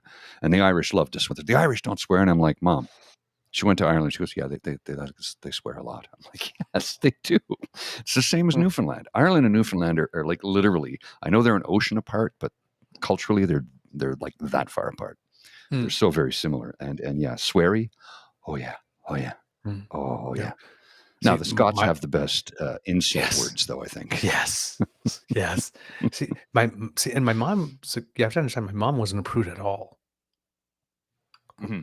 My mom was very sex positive. My mom loved a great dirty joke, and she could tell them too. But she did not like blue language. She wasn't a fan of cursing. My Irish Catholic mother, no. Nope. Those things do not get discussed. Go to hell for that, eh? No knock against you, Mom. I'm okay. I did okay. I worked. It was the way a person's raised is how they're raised, and I'm not. It's just how it was, right? No biggie. Mm-hmm. It's not a big deal, you know. But it's weird, right? Because when it comes to swearing, it's like, hey, you and I, when we talk normally, right? We're not talking about politics. I almost never, ever, ever, ever, ever swear. Rarely. There's just something about politics. Just gets your hackles out, right? I used to swear a lot watching sports. Oh, well, I used to be watching sports, and it's like the team does something stupid. You're like, I'm like, whatever, I don't care. Look, man, you're getting paid. I'm not. I paid to watch you do this. So why should I get that invested emotionally? That's just silly as far as I'm concerned. And it was a conversation I had with a friend of mine. He goes, yeah, that's my team. I've been watching them since 1968. They don't know I exist, and they don't care. So I'm never going to get so involved in it that I, put my fist through my television when they lose, because that's stupid. Who's that hurting? Only me. Your fist and your TV and your bank account. Yeah. You take 3 hits. Yeah, exactly. You so give it's like, one and you take 3. that makes it makes a lot of sense. It's like why get so and I get it, and I used to be emotionally involved, but now I'm kind of like my team won, excellent. My team lost. I can't change it. I was particularly thrilled in 2016 when the 2015, sorry, when the Ottawa Rough Riders were able to go back to the Grey Cup game for the first time in 34 years, I think, 35 years. 81 was the last time they played in the Grey Cup, so they played in 2015 in the Grey Cup. In 2016, they won it, and I still am sitting here pinching myself that really did happen. It did. It happened. Then they went to it again in 2017. It's like, yeah, well, Smiling Hank, Henry Burris, blew his knee out in the warm up, and we're like, oh shit, that's it. We're done. And then overtime, in thrilling fashion, beat Calgary, who was the toast of the league for about a decade. That was pretty exciting because I never thought I would see an Ottawa championship ever in my life again. Since 1976 was the last time Ottawa won the Grey Cup. And sure, there was a couple of years where there was no team, but that's they hadn't played in the final in the Grey Cup since 1981. I know. So I know. In 76, I was alive. It gives you an idea of how hard that trophy is to win, though. Yep. I was alive, but I didn't see it. 9 teams in the league. Oh, that's when I became an Ottawa fan. Well, I was 3. But in a 9-team league, it's an incredibly difficult trophy to win. Don't kid yourself. Ask Saskatchewan fans. It's been a little while. And they really love their Well, team. In the East, my second team is the Alouettes because when there was no team in Ottawa, that's who I cheered for, and I had friends who worked for the team. But everybody's second team in the CFL is Saskatchewan, unless you're, maybe a Winnipeg fan. You're probably not, but in the eastern part is always Saskatchewan, just because fans are just so dedicated. Their love is something unique. I mean, they don't have NHL. And they're not getting one because they don't have a city that's nearly big enough in the province to support it. Regina and Saskatoon combined is less than 500,000, I think. Correct me if I'm wrong. I think so. I could be wrong, but I think Saskatoon's about 200,000. Regina's 250, so it's not even 500,000 people. I'm just like that. There's never get an NHL franchise, and who for it to begin with? I mean, Ottawa's team. $1 billion. When they entered the league, they had to pay a $20 million entry fee, and I think the team cost $50 million to get a team in the league. Now your entry fee is $500 million just to have the rights to get a franchise. So then you start your own. So $500 million entry fee just to get into the league, just to get to the table. Like, wow. 268,000 people in Regina. Okay, so it's grown. Well, there is 1 million people in the province now. Saskatchewan's a big place, though. Don't kid yourself. 342 in Saskatoon. Okay, I did not know that. Look at that. So we are over, 500,000 between the two. But still, Saskatoon's not about to get an NHL franchise. They don't have a rink. And the Rough Riders play in Regina, which is the smaller of the two cities. So, Oh, Ellen, I hear you. Pro sports is an epic waste of money. Yeah, it is. I enjoy it though. I get it though. Like, I'm a Sens fan. I have been since day one, since we got a team in this city, and I used to cheer for the Leafs when I was younger. And you didn't know better. Somebody's like, why'd you turn coat like that? And I go, well, it's because I didn't have a team here to cheer for, number one. And number two, the Leafs are never going to win the Stanley Cup.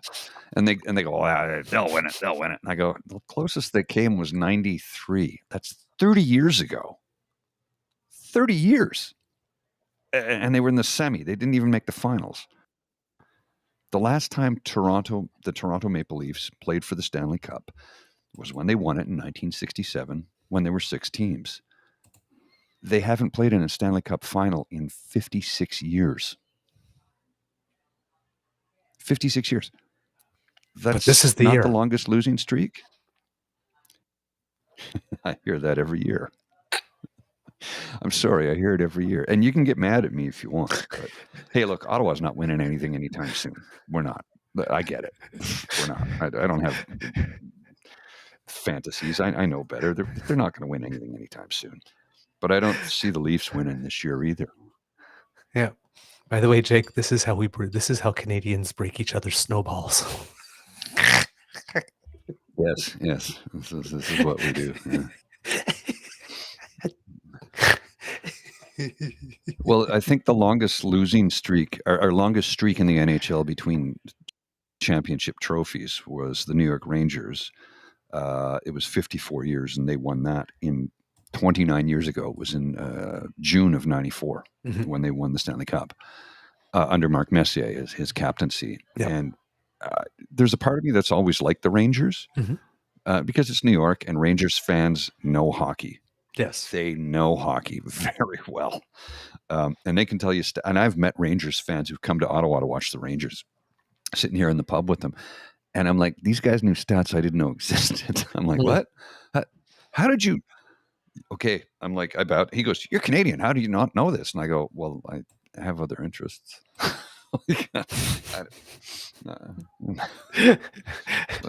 you know, when I was young, when I was very, very young, I ate, slept, and breathed hockey. I read every book I could find on stats and history and this and that, and I read everything I could. And then I discovered girls. Funny how that happens. Hey? I mean, I always liked pretty girls, but suddenly I wanted to spend time with the pretty girls. And after that, I couldn't tell you what's football. Oh, it's when you kick it with your foot. Like, honest to goodness. Yeah. I was, there's a term for it, but I'm not going to use it because it's not polite. Yes. And I don't want to say it, but, it sounds like bunt struck. It sounds like bunt struck. Yeah. Rhymes with that, actually, is what it does. Yes. Somebody told me that years ago. I'm like, what? So would that mean that I was moonstruck? I guess. Moonstruck. Snap out of it. Why not? Oh, man. No, yeah, you know what? It's the same thing for me. It was pop culture. It's like the Oscars. I'd see every movie if it had been released. The Grammys. I heard every album. I knew everything like this. You'd pick the Oscars. I was so damn into it. Like the stuff that you'd never see, like you never saw the shorts or whatnot.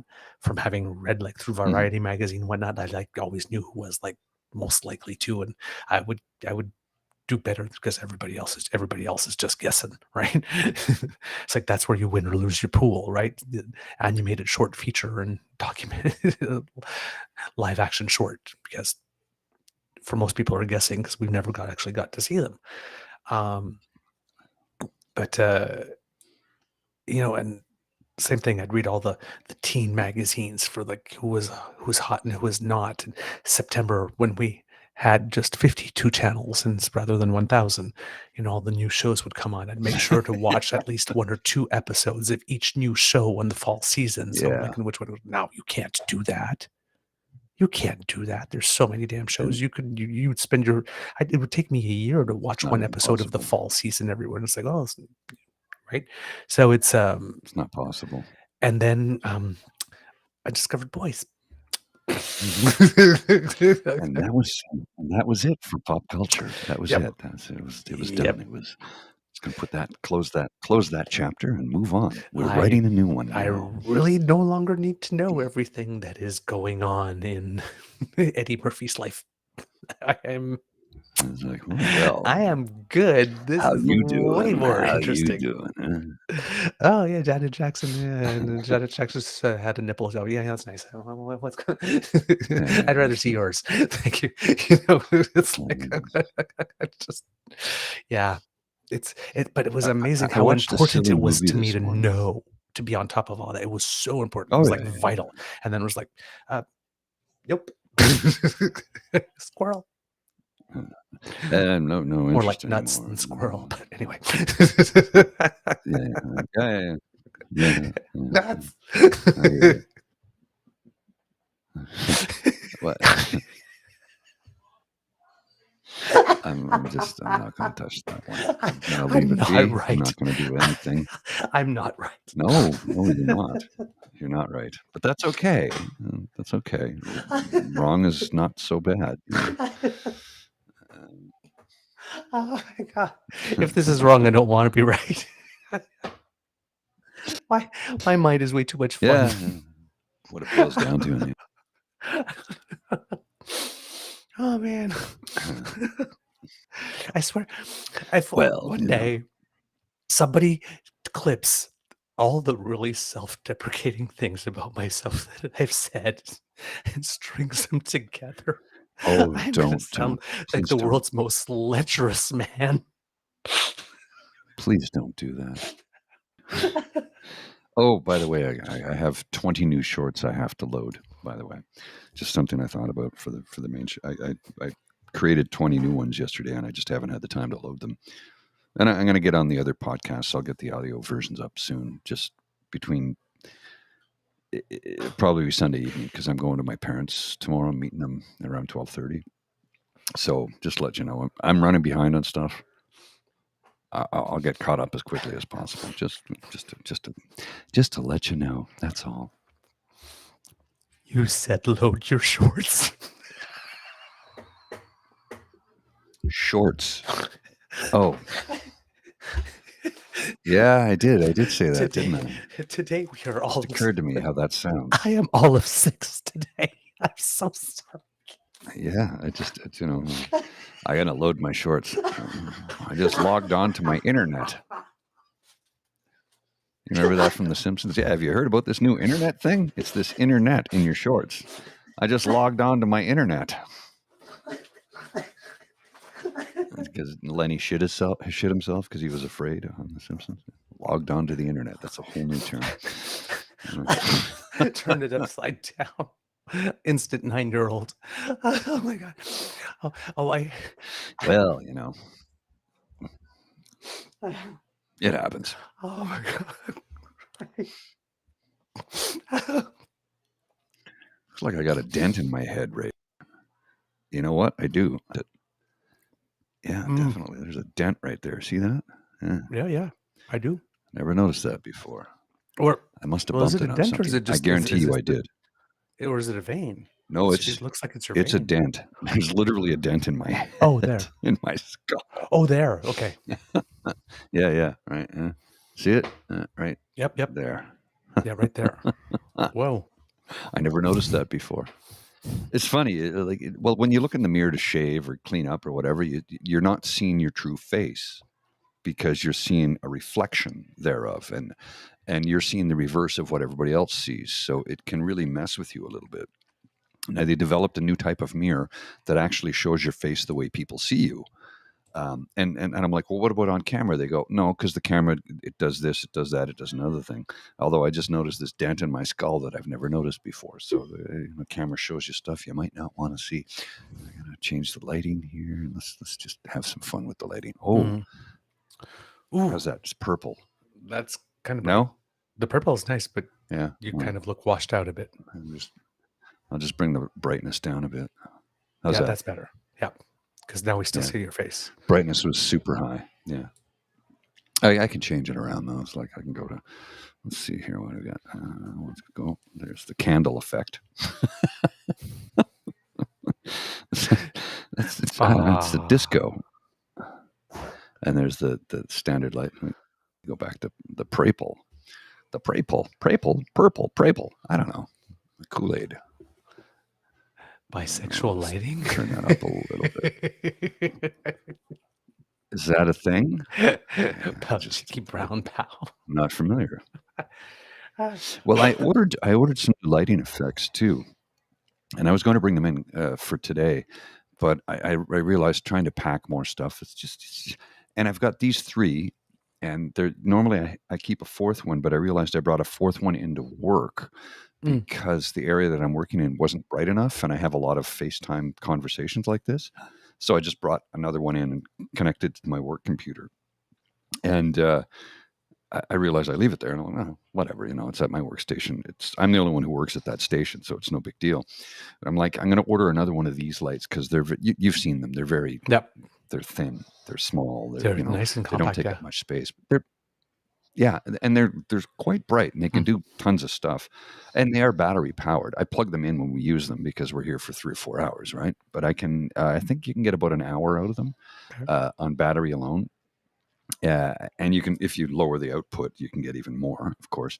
But they're about $40 a pop. So I'm waiting until it goes on sale again so I can get another. They're $50 a pop. Sorry. So I wait till they go on sale and get them for 40 anyway. Yeah. Ooh, the sky's just opened up. I don't know what bisexual lighting is, though. Yeah, you need to explain that to us, Was it Kit raining? Pinkerbell. Oh yeah, it's pounding.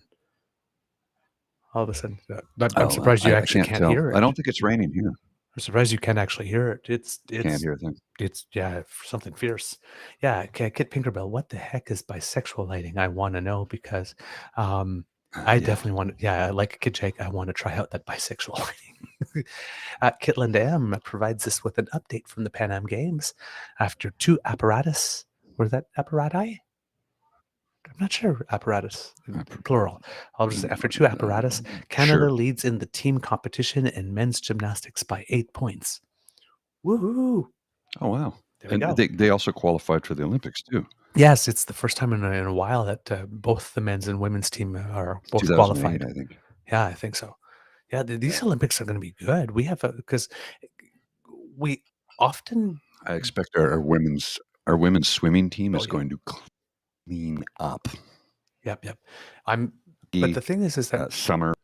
Go ahead. Yeah. Oh, I said we're just not used to having that many team sports teams in the Olympics qualifying in individuals like track and field and swimming and whatnot. But when it comes to basketball, soccer, volleyball, it's kind of rare. And so some of our teams are qualifying all over the place. But yes, you're right about the swimmers who are going to get a warm up here at the Pan Ams. By the way, not everybody's there. And they own the podium. Yeah. Well, the own the podium program really did change things, right? In when they had come up with that program. And the reason they did was when Australia hosted the games in Sydney in 2000, they won a ton of medals because they put money into the athletes being able to develop. They're like, if we're going to host, we want to be able to win stuff. So that's what happened. So they said, well, 2010 in Vancouver, let's pour some money in and see if we can own the podium. And it was the most successful medal haul. Number of gold medals by a team in Winter Olympic history. So I'm like, I think that we won the gold medal race. We won the gold medal race that year. They won it. Team Canada won. Mm-hmm. Yes. So it's like that. Yeah. Okay. Yeah. Interesting. And so this program seems to work. Maybe we should put more money into it. Yeah, and like you said, in 2000 with Sydney, when the Sydney Olympics, Australia finished tied for 3rd in terms of total medals. Yes, the United States had 93. They poured a ton of money. Russia had, the Russian Federation had 89, and both China and Australia had 58.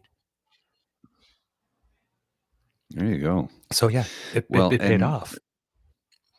It did. It absolutely did. And I remember, so Own the Podium has their head office is here in Ottawa. Why, I don't know, because most athletic organizations' head offices are in.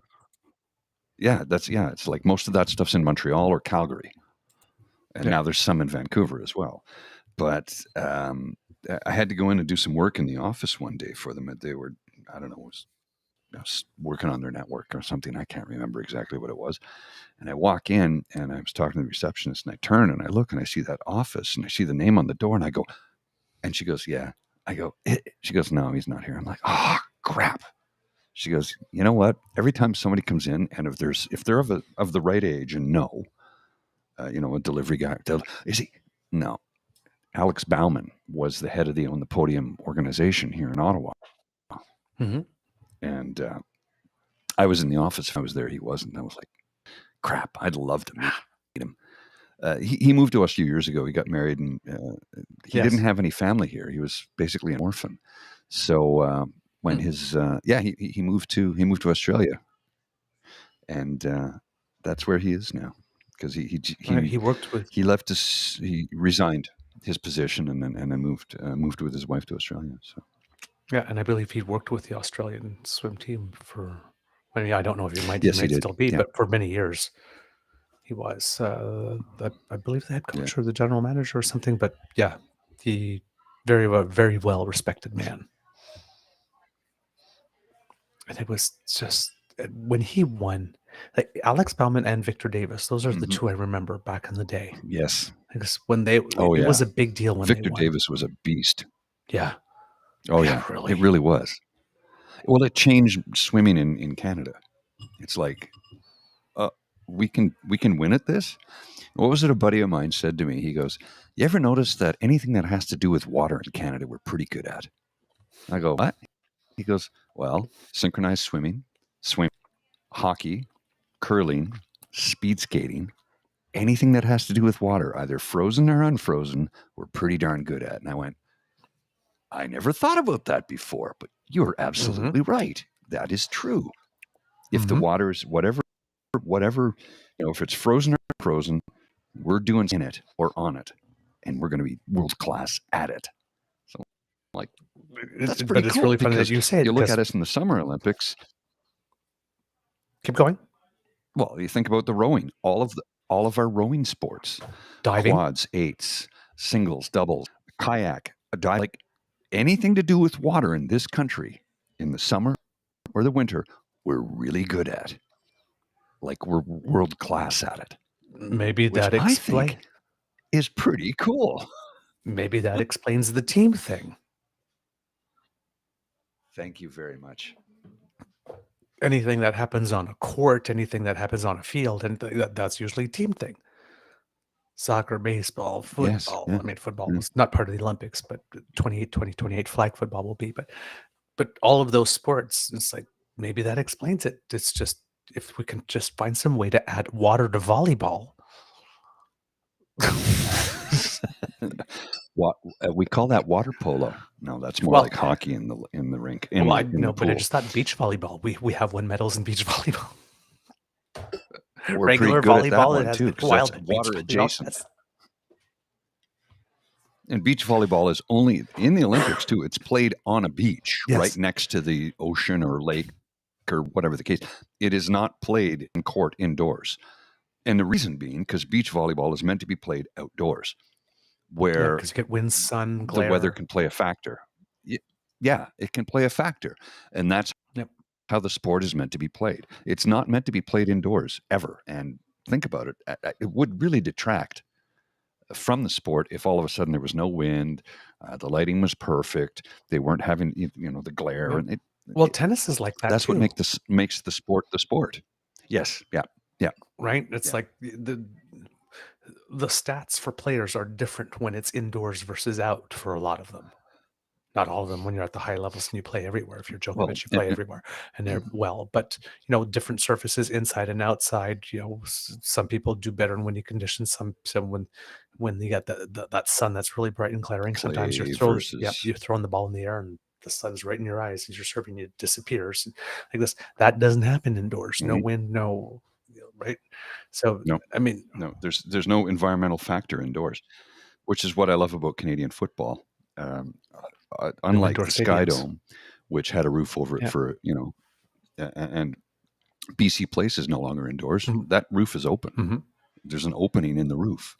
And Canadian football is meant to be played outdoors, and it doesn't need to be played in a gigantic stadium, but it's meant to be played outdoors. It really is, because the weather is a deciding factor in the game, and that makes it a lot more interesting. And most of the players will tell you, no, man, the snow made it better. It made it more of a challenge. To get away from the game, play it in a sanitized, climate-controlled environment that detracts from it. Our male soccer, and I'm not knocking the NFL players. Yeah, Our male soccer players proved that Yeah, too. exactly. They played in Edmonton in the snow. They actually jumped into a Right? snowbank after And they're scoring a like, no, goal. it's got to be played. It's like, They're like, snowy no, the this whole is time. what we got to do. This is how we do it, right? Yep. Yeah. That's you're Canadian when. Oh, yeah, and it's yeah. You're playing against Mexico's national team, national side, in Edmonton in November, and there's a snowbank, and after you score, you jump in it and make snow angels because that's what we do in this country. No wonder the rest of the world thinks we're weird. Oh, we are. Canada. Well, they're nice. We're cobra chickens. They're weird. They're harmless, but they're weird. But they're harmless, so we can still invite them to somebody the party. says, why?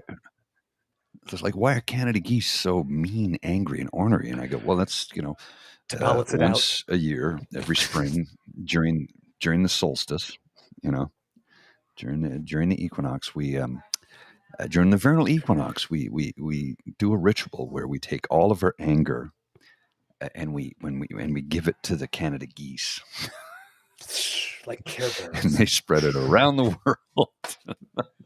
Yeah, it's like why- it's like, well, you remember that joke, right? Like Canada will give you land with socialized Medicare and then like this. Oh, that's great. What are you gonna do? Oh, just wait till you see the winters I give them.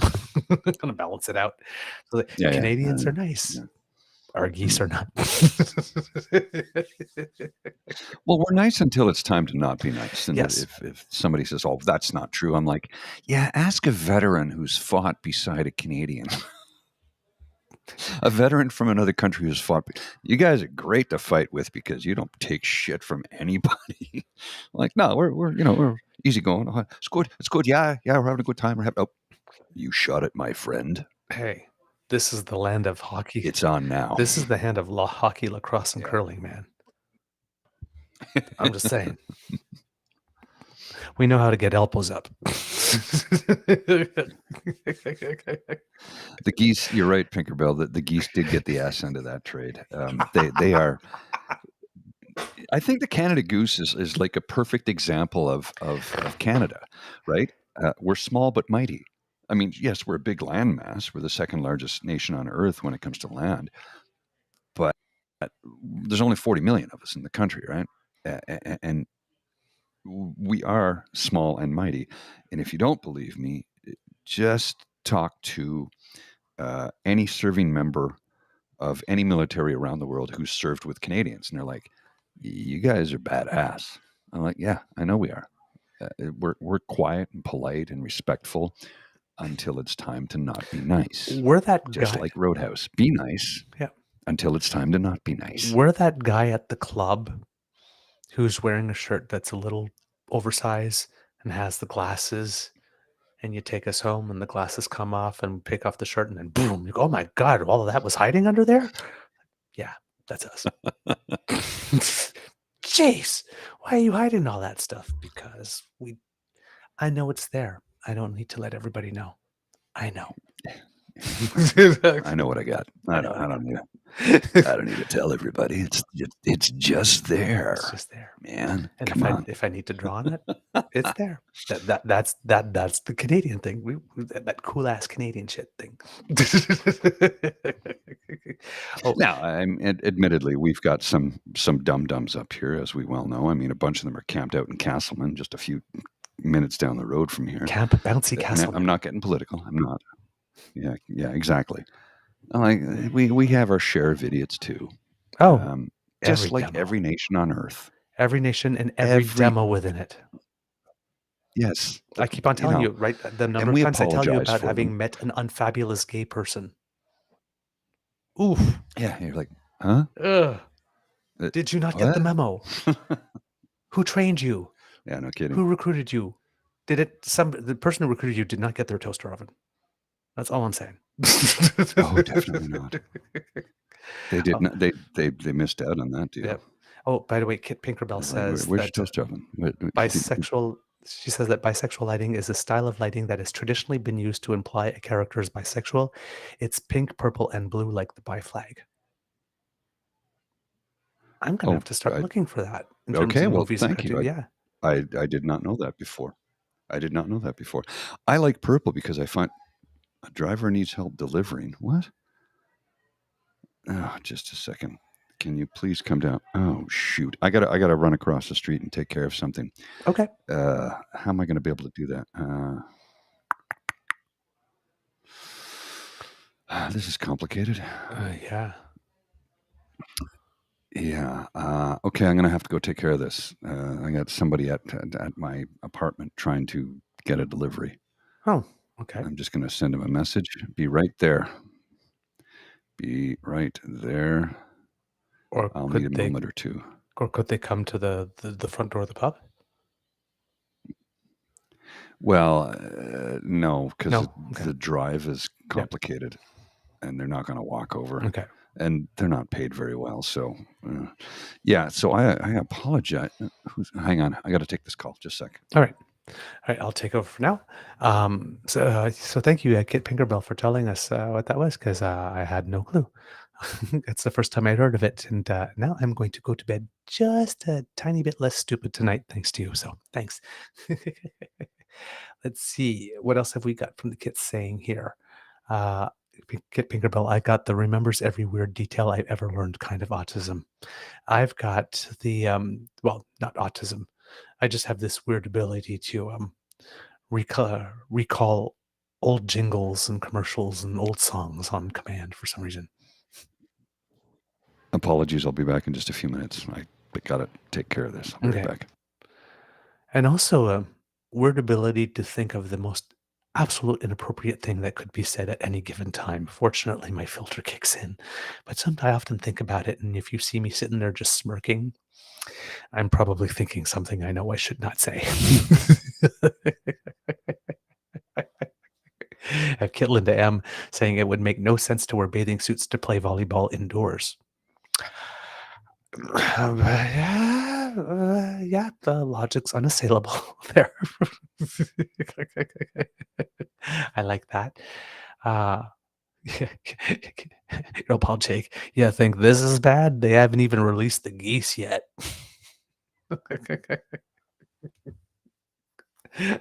Oh, man. Yeah. We Canadians, I tell you. All right. Well, let's, since we're chatting about stuff, Kits, why don't you tell me in the chat if you are able to, um, what it is that you have planned coming up for Halloween? Because that's just in 10 days. And I'm always curious to know how people are either going to, if they're going to go to parties or dress up or considering a costume or what candy they're considering dishing out or some Halloween memories from when you were younger. That would be great as well. Oh, Mademoiselle Fox just said, I'm en route. Uber failed, waiting on a taxi company. So, like we say, we don't care when you get here, so long as you get here, my friend. So, just we'll be waiting for you with arms wide open. Kid Linda M goes, imagine if our military could actually control and weaponize geese. Oh my God, we would rule the world. Seriously. We need to get on that. Anyway, um, I am, I have a bit of a situation, Kits, that maybe you can help me with.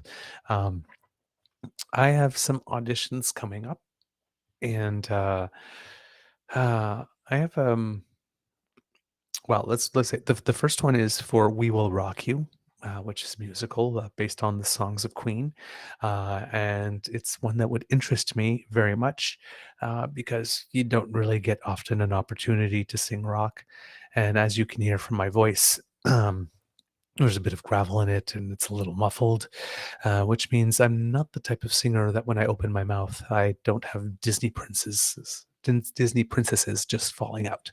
But if there's something that's bluesy or jazzy or rocky or even a little country, well, right, that's maybe more of my wheelhouse. So that would be a very interesting opportunity for me. Um, the rub is that they've already said when the rehearsals are, and one of them is on Wednesday nights, which has a conflict that might be able to be worked around, but I don't know. So that's one. But the other one is with the community theater company with which I volunteer on the board. We've had to let go of one of our shows this season because the director we had for it, and this is all volunteer, managed to get a very, very nice job somewhere else in his field. And I believe he's a lighting director specifically, uh, but also directs. But light design is his passion. Um, so of course he took it, and more power to him. But that left us without a director for the play, and the play was supposed to be A Few Good Men, which I was looking forward to audition and hoping I would get a role, because then, of course, I would probably have to cut my hair, and I was planning to do this really cool fundraiser. But we're not doing A Few Good Men anymore. However, somebody has offered to direct a Shakespeare for us, and it will be As You Like It. I have been acting now for off and on for about 40 years, and never, well, once technically I had an opportunity to audition for a Shakespeare, but the show didn't ultimately end up happening due to COVID. But that was the only time I even had an opportunity to audition for one. So Shakespeare's haven't come around, and community theaters haven't been doing them very much, it seems, in the past while. It's almost like it became uncool. But now that non-traditional casting and all that kind of stuff has been happening, a couple of community theater productions of Shakespeare have actually done well for their companies. Um, and so we thought we might do it. Now, of course, we also in the mix is, in the summer, we have the professional Shakespeare in the Park companies as well. And so there are people that make Shakespeare their thing and do it very well. And of course, if you're in this part of the country, if you go to Stratford, or, you're going to get excellent Shakespeare when they stage one. So there's my thing. We Will Rock You will be staged in April, and the Shakespeare will be staged in March. So there'd be no way I could, how would you say, do both. So I'm kind of torn between an opportunity to do a full-on musical. Now, of course, this assumes I get offered a role, which is not guaranteed, of course. And I'm not assuming. I never assume I will. Um, but I'm also the type of person who sort of has a personal rule of not auditioning for things if I'm not absolutely sure I can take it if I do get an offer. So when you are, how would you say, uh, when you're going for two of them at the same time, and you might only be able to do one, I guess is sort of my question. So, Kits, uh, rock musical or Shakespeare? I want your views. I need your help. Uh, I'm going. I'm going to break my rule, and I probably am going to audition for both, because I don't want to audition for just one, not get it, and then not have auditioned for the other. But yes, I might be put in a situation where I get offered none, get offered just one, which solves my problem.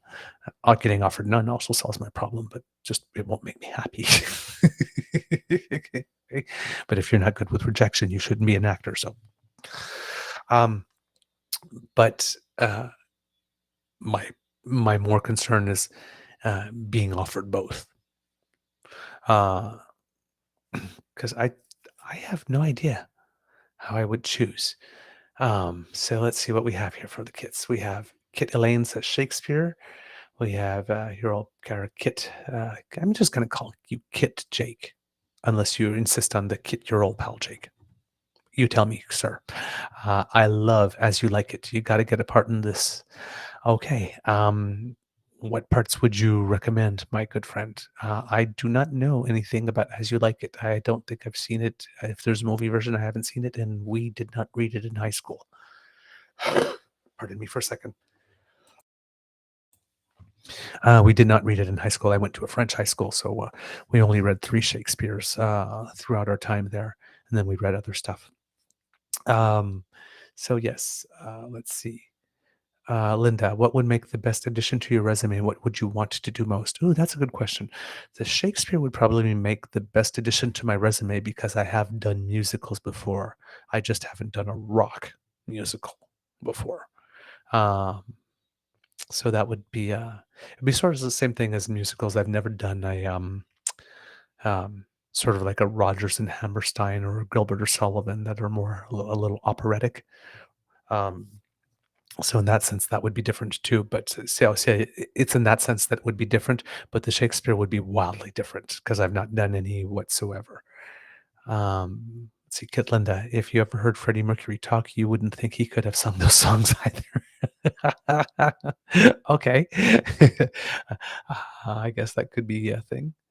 All right, that's Terribly what I sorry got about for now. that. Welcome back. Nice to see you. Thank you. I don't. How long was I gone for? Like 5 minutes? Was it even 5 minutes? Not I that don't think it long, was maybe that long, was 7 it? at the most. I had to. Yeah, just literally had to run across the street to my apartment, which I'm not right across the street. I'm 150 meters away. There was an Amazon delivery driver there, and he had 2 things I ordered, which I wasn't expecting them till Monday, and they both showed up. So I'm like, bonus. Ooh. So I can start reconstructing the studio right away because I got my new monitors finally. So yeah, I got one on Friday, and then I got one today. And I set up one yesterday just to see, unpack it, set it up, see how it looks. I'm like, oh, that's much bigger than I thought it would be. It's a 32-inch curve. You just talked about a big Oh, it's package big. now. It's really big. Say that again? You just talked about a big package I'm sorry. now. Yeah, You're just leaving them all over the place, man. Yeah, I am. But I'm the one drinking, and you're the one with the mind in the gutter. Go figure. This has got to be this is new territory for us. I'm pitching them across the plate. You're knocking them out of the park, and I'm not even picking up on it. I'm like, what? Oh yes. I see. Yes. We have loaded shorts and a big package. It's kind of funny. Yeah. I loaded up the shorts. What? It's a little bit funny. This feeling inside.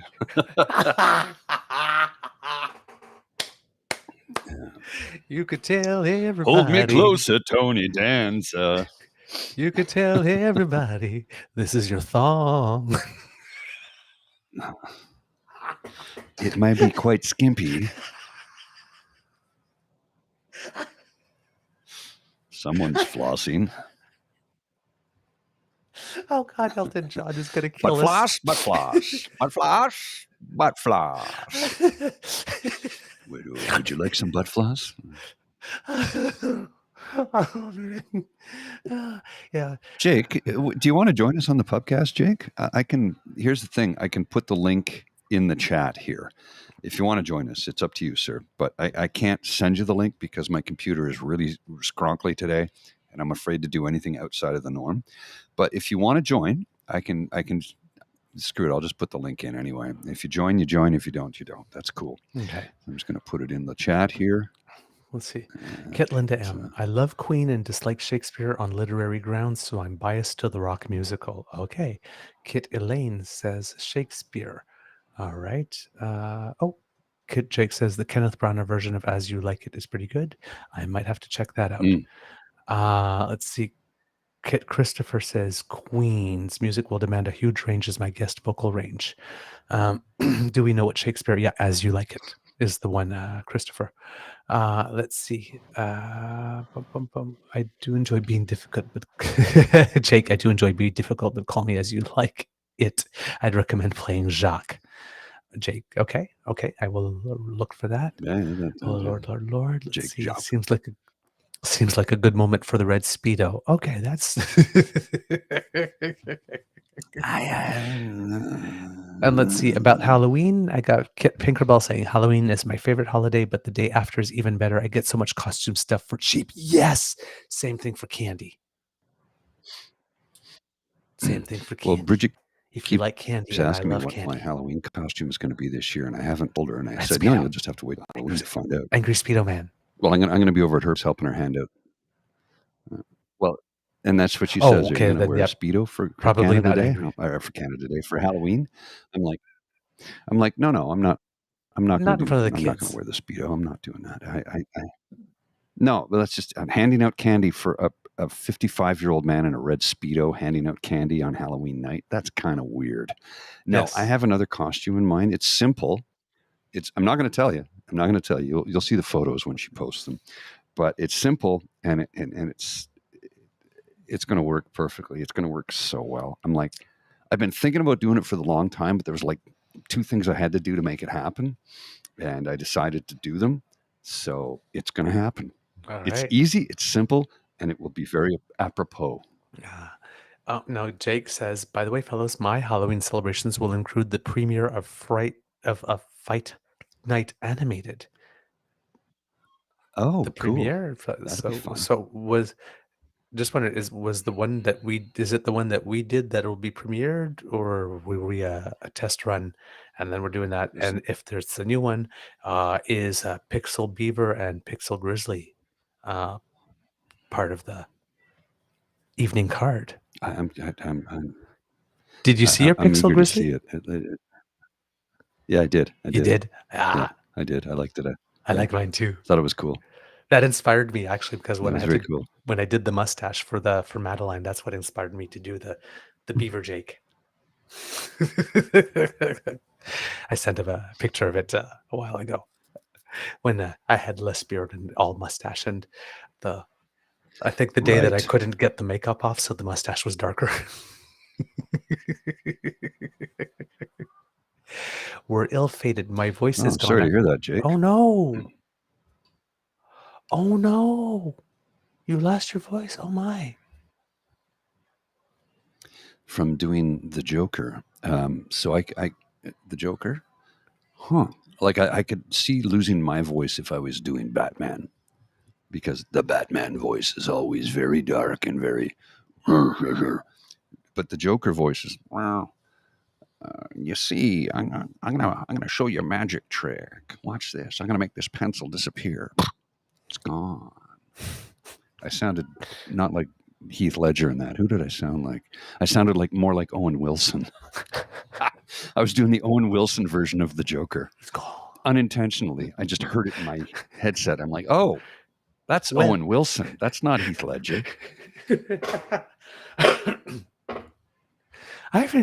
Has he done anything lately? I haven't seen his name in a while. Owen Wilson. Owen Wilson? Yeah. He's on Loki. The TV series Loki on Disney Plus. Okay. It's really weird. He cut He his was hair really everywhere for short, a and while. at first he looked like. Yeah, no, he took some time. Well, he had a serious battle with mental health issues and was suicidal. Okay. But he's overcome it through medication and therapy. But the character he plays on Loki. At first, I thought it was John Slattery from Mad Men. Okay. But it's because he's got his hair is white and it's short, cropped, Okay. and I didn't recognize him as Owen Wilson right away. And he augmented his voice a little bit, not a lot. I mean, Owen Wilson is not a voice augmentation guy. There's a lot of actors who will tell you, I can't do accents and I can't do this and I can't do that.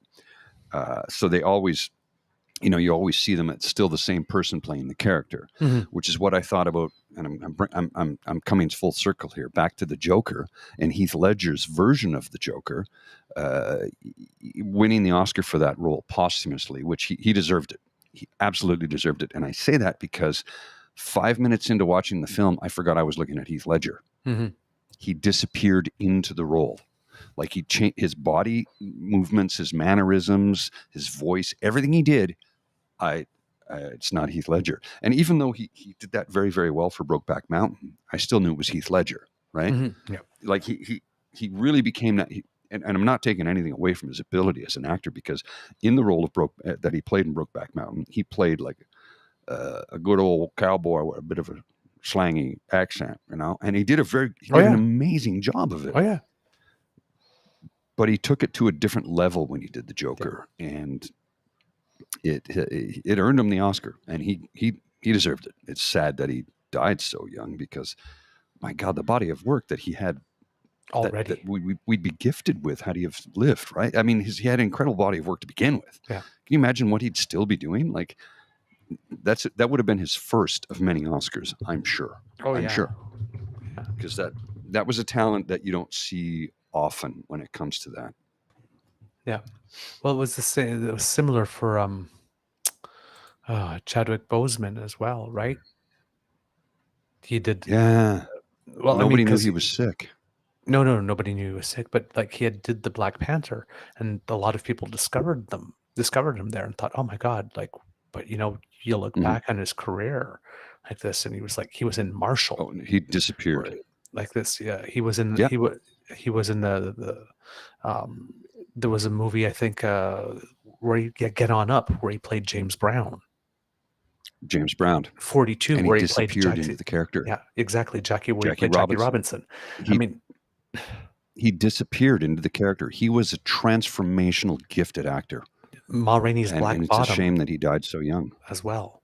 Yeah, he was in that. Oh, yeah, that was yeah, yeah. nominated for Oscars. Yeah. And it's just, I mean, he was.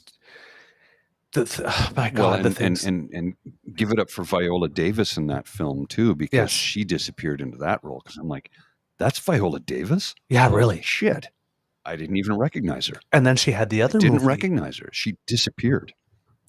But then she had the other movie about the Warriors as well, Viola Davis, where a lot of people wouldn't have recognized her, I think. Oh darn! The Warriors, the Woman King, I think her movie was called. Yeah, The Woman King. A historical. It was a historical. I love her work. Yeah, a historical epic inspired by true events that took place in the kingdom of Dahomey, one of the most powerful states of Africa in the 18th and 19th centuries. It's about the Agoji, the all-female warrior unit that protected the West African kingdom. It came out not too long ago. Check that out then, because anything she's in is worth watching. Yeah. Anything she's in is worthwhile. Yeah, she doesn't make a bad film, and she is one of those rare individuals. I think there's only 5. Correct me if I'm wrong. Is there 5 that have the EGOT? I think there are more, but yeah, it's very rare. Maybe more. So the EGOT is the Emmy, the Golden Globe, the Oscar, and the Tony Award. Grammy. Grammy. Sorry, EGOT's the Grammy. Grammy, Emmy, Grammy, Oscar, Tony. She's one of the very few people that have it. Yeah. Correct me if I'm wrong. I make mistakes. 18 have won. I'm old. Yeah. 18 have won EGOTs. In like full on EGOTs, and 6 people have won with a non-competitive or an honorary award as being at least one of them. So of the EGOT winners, you have Richard Rogers. Sorry. Go ahead. She's one of 5 women, I think. Maybe that's where I'm getting the number 5 from. I could be wrong about that. Well, we have Richard Rogers. So, Rogers and Hammerstein. Actress Helen Hayes. Actress Rita Moreno, of course. John Gielgud, who was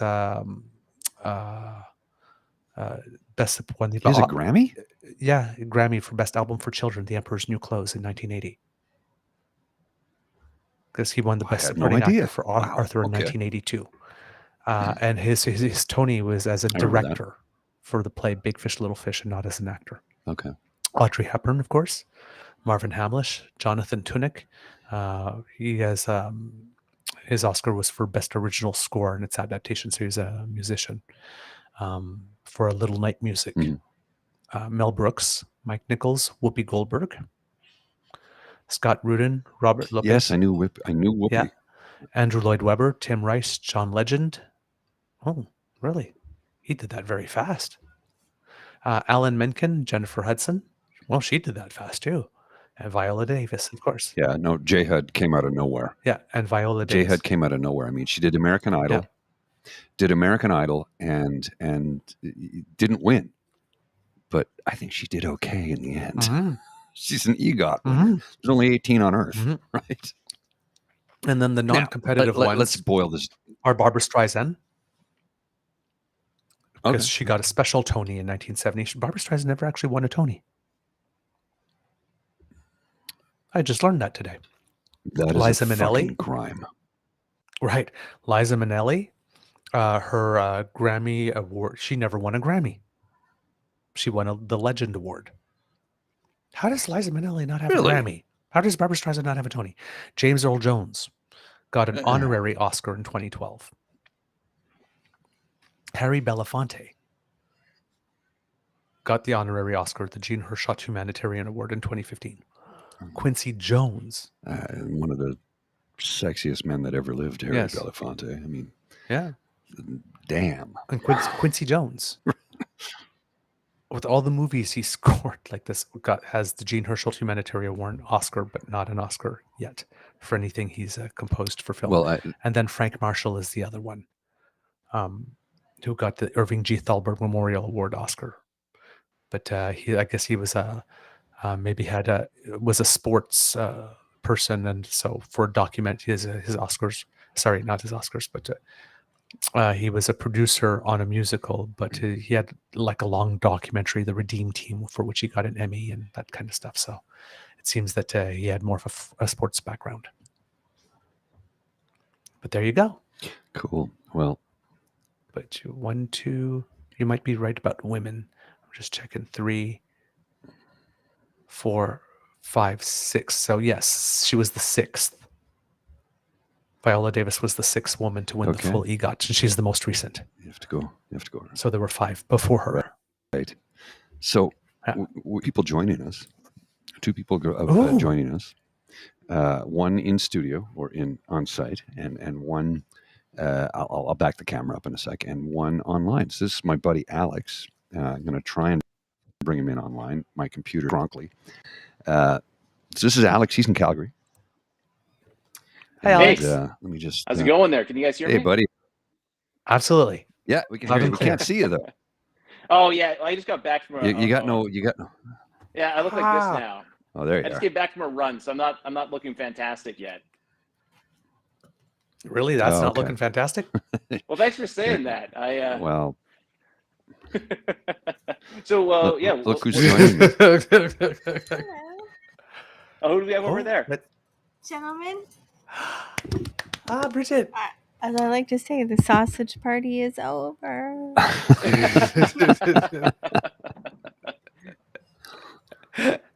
Oh man. Are your headphones loud enough? You need me to turn them up? They're good. Yeah. Okay. All right. I'll turn up your mic a little bit. Okay. Where are you? Bridget was at a music concert last night. Were you in Westport last night? The concert that we saw was in Perth. It was Old Man Ludique. Yeah, I'm familiar. Recommend higher, and this, or as we call it, small balls and fire halls. I don't even know what to say about that. I mean, she just small got balls here. and fire halls. Yeah. Give her 2 minutes. I mean, you put 8 ladies on the road and in a cottage. Stuff's gonna happen. Yeah, I've no doubt. And I'm in charge now. So then. Oh, you're in charge now. I see.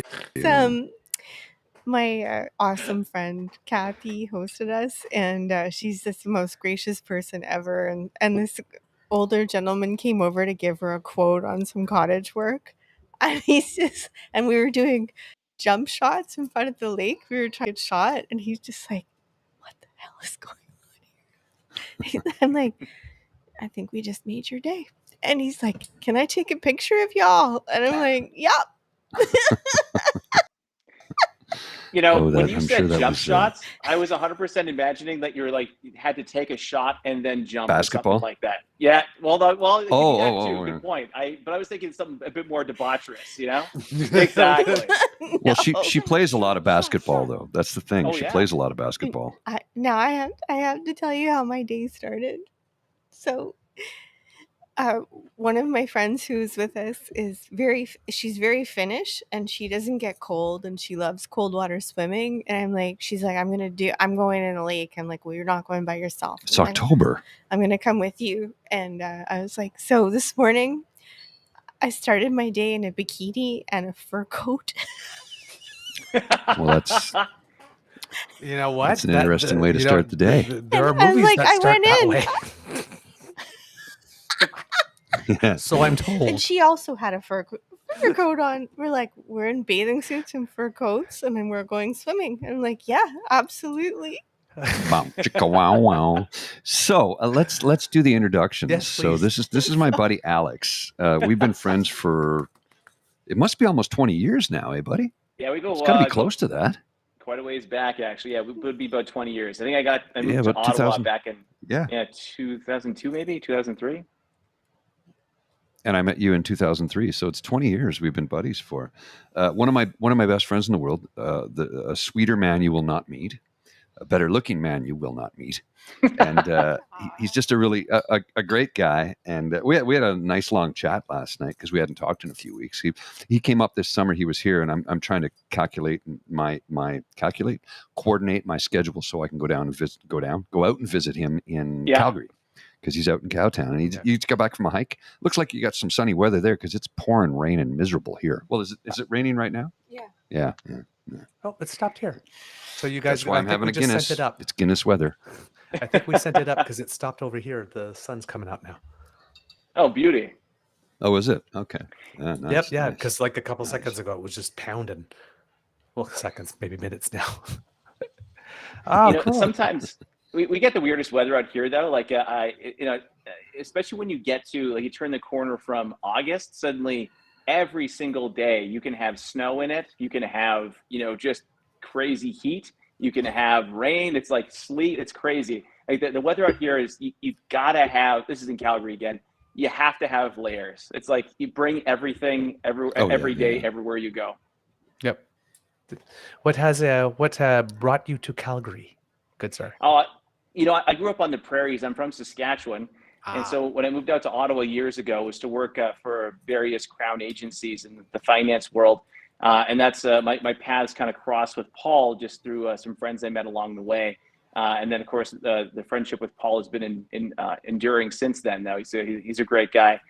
And what took me back out west, though, was I was no longer working for some crown agencies, and I built my own business. And at the same time, my sister, she was having the family's first baby. And so I thought, I don't have anything really, anchoring me in Ottawa anymore. Maybe I can just move this over. Maybe moving back home or back west would be a good idea. So the whole family has now relocated to Calgary from Saskatoon, because that's where my brother and sister had jobs and everything. So yeah, it's been great living out here. It's it's just like, Well, your brother was Houston for a while though, wasn't he? He is in Houston still, actually. Oh. He just moved down there a few years ago. Yeah.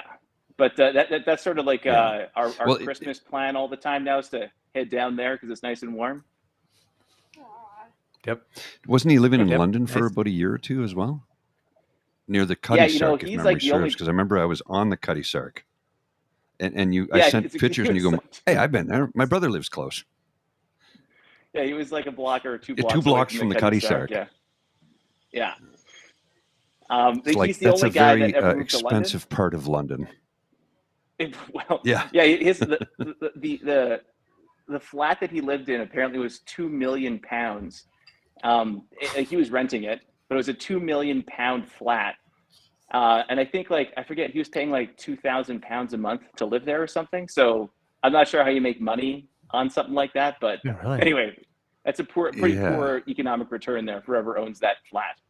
Wow. It's probably a Russian oligarch that was just using it to launder money. That's the best way to make money, I guess.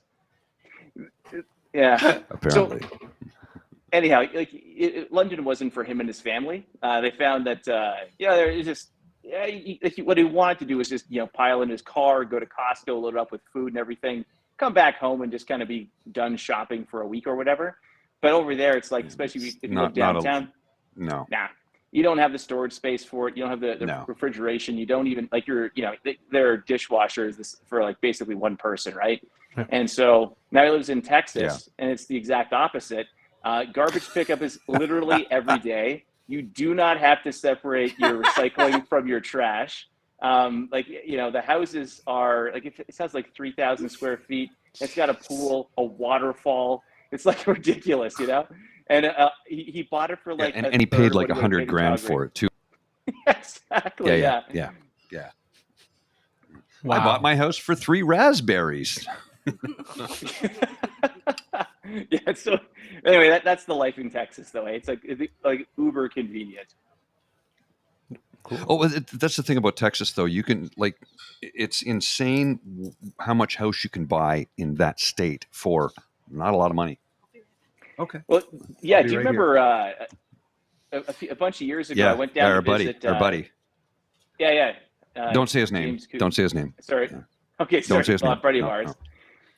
JK. And JK, yeah. So we were down there, and I remember this one night we went out to this one club. It was like it was a lounge, a gin lounge. And so in walks, like, I'd say we're in Dallas though. So in walks like the what do you call them? The housewives of Dallas, like that kind of thing. Yeah. So there's like 5 of them, and there's this one woman in the middle who's the obvious leader of the pack. She's like she's the Delta Fox, and so anyway, right away, James is like, I gotta talk to her. So he walks up. She's like 50 or something. He walks up and he's like, "Yo, what are you and your ladies up to?" And she's like, "Who are you?" Just like completely indignant, eh? Yeah. And then so then he introduces himself, and there's a government affiliation that he's got that goes along with him being in Dallas. And she's like, "Oh, so you're you're part of the Canadian government, hey? So how many bedrooms does the house of a Canadian government official have down in Dallas?" And he's like, "Well, we got like 5 bedrooms and 5 bathrooms." And she's like, "Is that a lot?" Just cuts him right down to size. Yeah, I remember when you told me about that conversation. I laughed hysterically because it's like, "Hey, I'm from Winnipeg. This is some shit." Yeah. And Dallas going, "That's my pool. That's my pool house. Right. That's my pool house." Oh, my house. My pad fits in it 7 times. I'll go now. Yes. Yeah. Well, and what was it? One of the things you told me about years ago when you went to visit your brother, and no, you know what? I'm not going to tell that story. Not online. No, because there was some gray area stuff. Let's not tell that online. But one of the things I can make the comment about is that if you have money in that part of the world, you can get away with an awful lot. Yeah, you can. It's nuts. If you drive the right car. Yeah. If you drive the right car, nobody will ever give you a hard time about anything ever. Yeah, that's what I've been told. My brother mentioned this to me. Just because it's. Yeah. It's money gets you a lot of places down there. That is for sure. Yeah.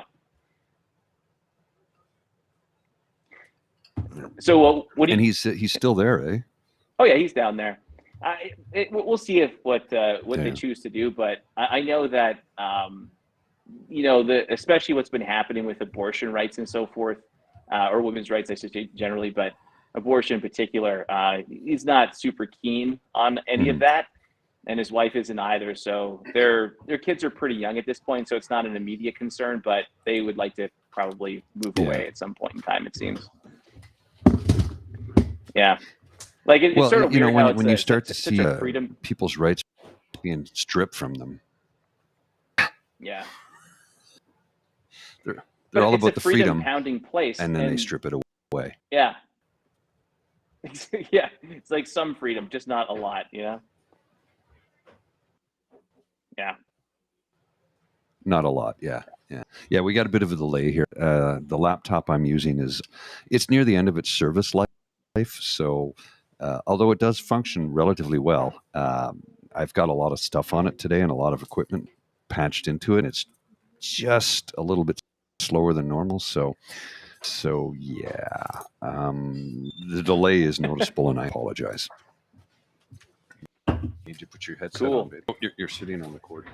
There you go. That's how you can hear us now. I know nobody really cares, but apropos of nothing, my big girl pants today.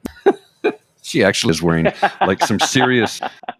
These are like, well, no, I don't know if there's look like the pants you'd wear if you were going to take out the chainsaw and cut some wood. They're fall raven pants, I think, is what they are. There's like an actual pocket for. Closer to the mic.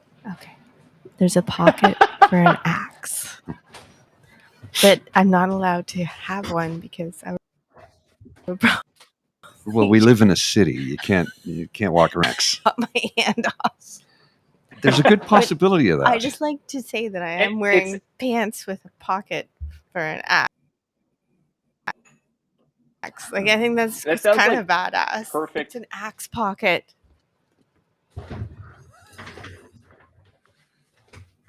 Isn't it the Halloween season? Like I think axe pants Fancy? are you need them. What?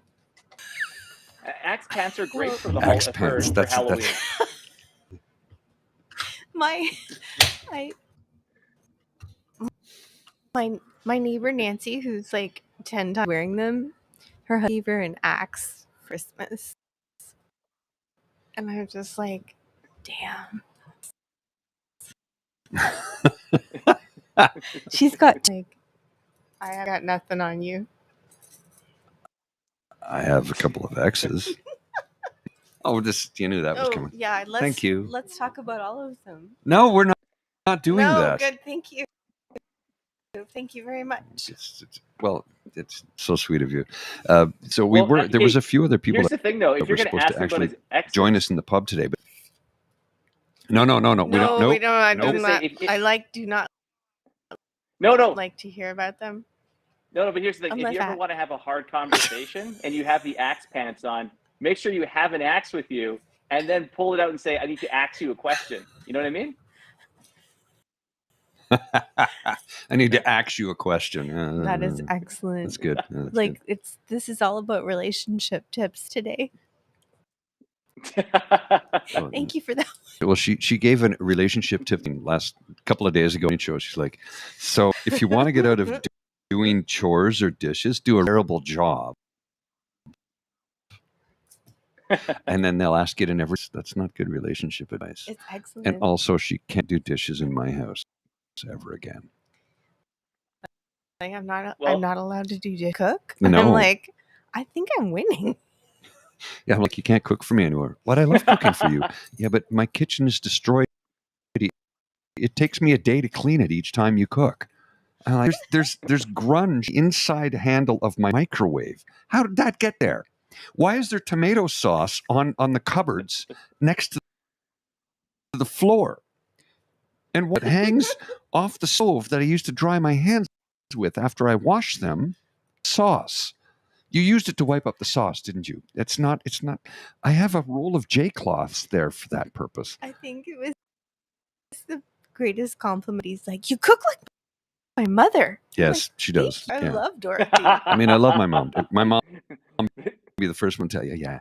It's like, and you're just like her when it comes to cooking. It's like, I need a new utensil for everything I baste or cook. I'm like, what? You sink her right there. Just wipe it down and cook the new thing. Nope, got to grab a new utensil each time. It's like 3 days. I'm like finding half glasses of water all over my apartment. Into my apartment. It's not that big. It's 650 square. I'm like, how do you do this? There's a bottle there. There's a glass there. There's a glass. Where did all my clean throughout my apartment? Paul, I think you Not should even just go to joking. her place and return the favor. No, I can't. I'm incapable of that, dude. My ADD, OCD. I'm incapable of that. I can't. It's like do that. I can't. And every time I'm over there, like, Yeah, I gotta but there's fix one that thing I again. do She's know like, about don't. you, I'm like, Paul. but it needs to be fixed. Yeah. Yeah, but there's one thing about you, Paul, that you need to factor in all of this is that you're a man of self-improvement. And if going to someone else's house and messing it up will help you conquer ADHD, you will do it. Never thought about that before. You know what?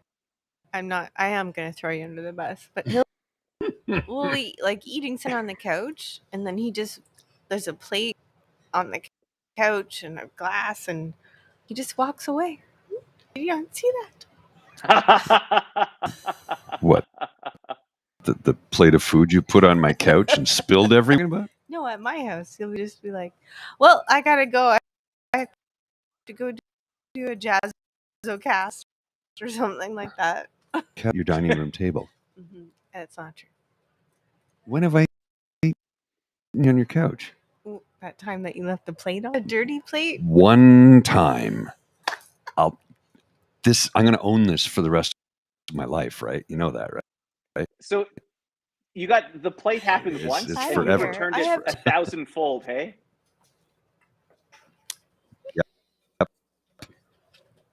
Oh yeah. Oh, yeah. I mean, I love her to death. I'm a little messy. She's got the little messy.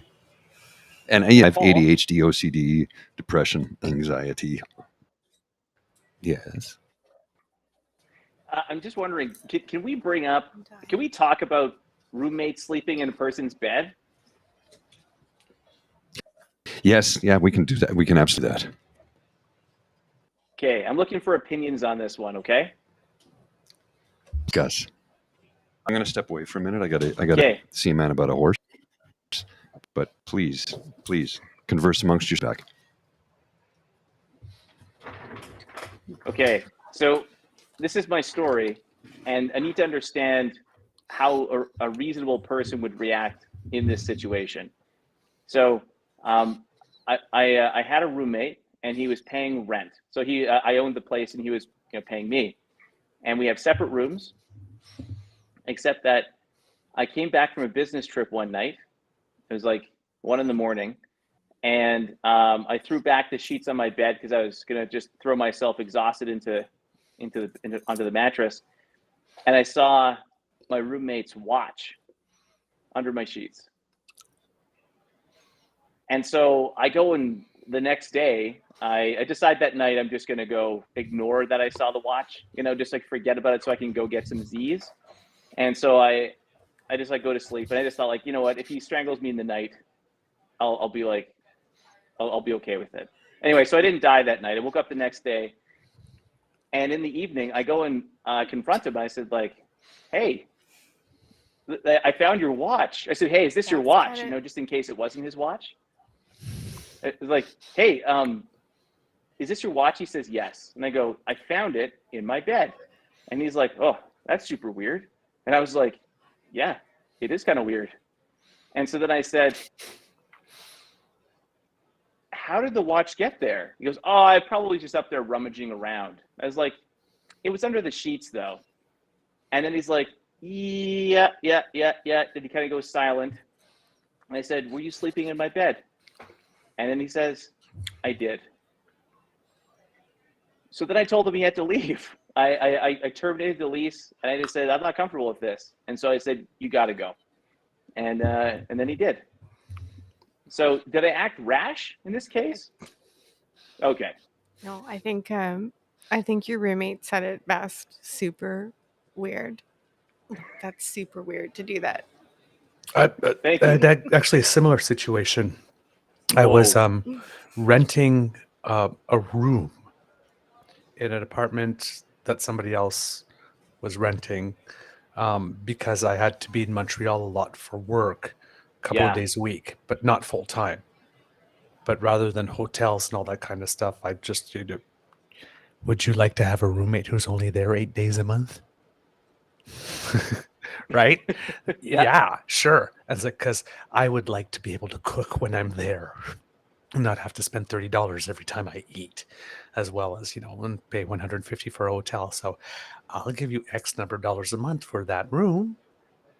You just need to make sure that there's an internet connection so that I can work when I'm in town. And Nice. it will be great. And listen, it wasn't fancy, like just mattress on the floor, right? Just like I can slum it.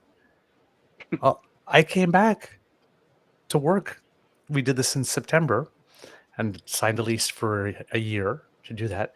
And got back in December for my little bit of work that I had to do there. And it was clear that the room had not only been slept in, but pretty much very well lived in. Oh. So, yeah, I put the key in the door, looked around, and then I said, I'm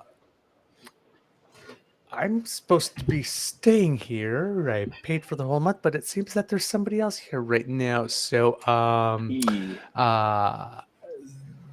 here's the note. The key will probably be arriving in the mail in a couple of days because I'm going to send it back to you. And that was really fucking weird. That is weird. Like, what were you seeing up in there? What?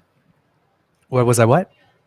Like, what did you see in the room that made you like, Well, gave you the inclination or first of all, the idea? Yeah. Since when I left with the bed made, and there should have been nobody even entering the room, Okay. right? Because if I've paid for the room and I leave and the room is closed and that's the room I Yeah. pay for, nobody should be in that room unless like there's a fire in that room and you need to like put it out or something. But you don't need Right. to be in that. You don't need to open that door. There's nothing in that room for you. Nothing in it is yours. So yeah, the bed was clearly undone, and there were a couple of things in the drawers and some things on the floor and just clothes and strewn. And it's like, oh, somebody, are you like? Because I'm only here like 3 or 4 days a month. Are you actually like renting this room out when I'm not here, and then just telling the person you need to be somewhere 4 days a month when I tell you I'm coming, or what? Because that would It- Yeah, that's kind of that weird. was really weird. It's just like, you know what? I'm not sleeping here, and I think this is my sign that I should leave. yeah, probably smart move. They're not respecting your space, man. Well, I mean, you just like, as soon as I open the door, it's like, you know, when you like hear a horror movie and you get that they put little violin stings. It's like, yeah, this is weird. Okay. Thank you for bringing up that EEE feeling. So I have a show. I'd like to talk about this if we can switch topics just for a Yes. second. Okay, brand new Netflix series. This is a hot recommend from Alex Kruder out here in Calgary. All right. It is as follows: The Downfall of the House of Usher. Brand new Netflix series. Okay. It's I forget the name I've of heard the of it, director, yeah. but yeah, it's the same guy that brings out a new horror series every year for Netflix. Starting with what was the first one? Like a Haunted House or House on Haunted Hill. Anyway, this one Yes, yeah. so good. I wouldn't say it's actually scary. It's got a few gruesome parts to it, but like mostly it's just tense. But it's such rich, deep, it just extraordinary storytelling with like great. I don't know, just like it kind of gets your heart just. Well, I wouldn't say racing, but I'm not sure. It's just super engaging. Ooh, it looks a little futuristic, even. Yeah, I heard Mike about it, but I Flanagan hadn't is the seen it corrector. yet. And Mike Flanagan. The creator, Mike Flanagan, I think I had a stars beer with Carla that fellow once. Gugino. Carla Gugino, who is Oh, I famous love on her. Spin City. Love her. Bruce Greenwood, famous Canadian actor. And Mary McDonnell. Oh, wow. She was in so Dances with follows- Wolves. Yeah. It's like it follows like a.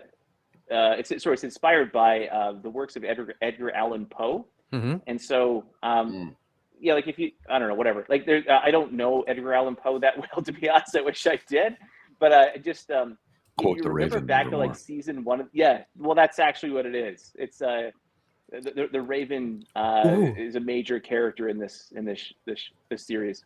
Nice. It says that American Gothic horror drama television miniseries. It's the CEO of a corrupt pharmaceutical company faces his questionable past when his children start dying in mysterious and brutal ways. Yeah. Okay, I'm hooked. That's a pretty freaky good premise. The first guy. Yeah, I'll have to check that out. I've heard about it, but I've kid? not watched it yet. Oh, there we go. Mike Flanagan and Michael Fimognati.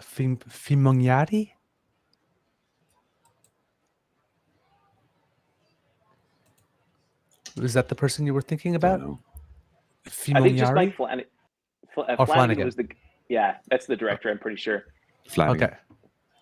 It's definitely worth your while though. It's like, yeah. But the Michael Fimognari, the second director, was one of the people behind that 2018 flick on Netflix, "To All the Boys I've Loved Before," which was really, really, really. It became like it was a big thing that year. Yeah. But Mike Flanagan. Yeah. That reminds me of the fella from Newfoundland, Mike Flanagan. Him and his buddy Patrick O'Regan and Mike Flanagan. They lived in Newfoundland their whole lives, and then when they shut down the cod stocks thing there back in the early 90s, when they shut down the fisheries, and people had to leave Newfoundland because they needed work, right? So these two fellows went out to Saskatchewan. They got a job on a farm, and I guess they'd been there about 3 or 4 months. They got there in the spring, and after 3 or 4 months, Mike Flanagan looked at his buddy Pat O'Regan, and he says, I can't friggin' take it anymore. Boy. Look, I'm telling you, I've not seen the ocean in 4 months. I'm losing my mind here. He says, yeah, it's pretty rough. He says, you know what I'm doing? I'm going to go into that garage there. I'm going to grab that boat and I'm going to take her for a paddle out in the field. So at least I'll feel like I'm out in the ocean again. And Patrick O'Regan says, okay, well, if you got to do that, you got to do that.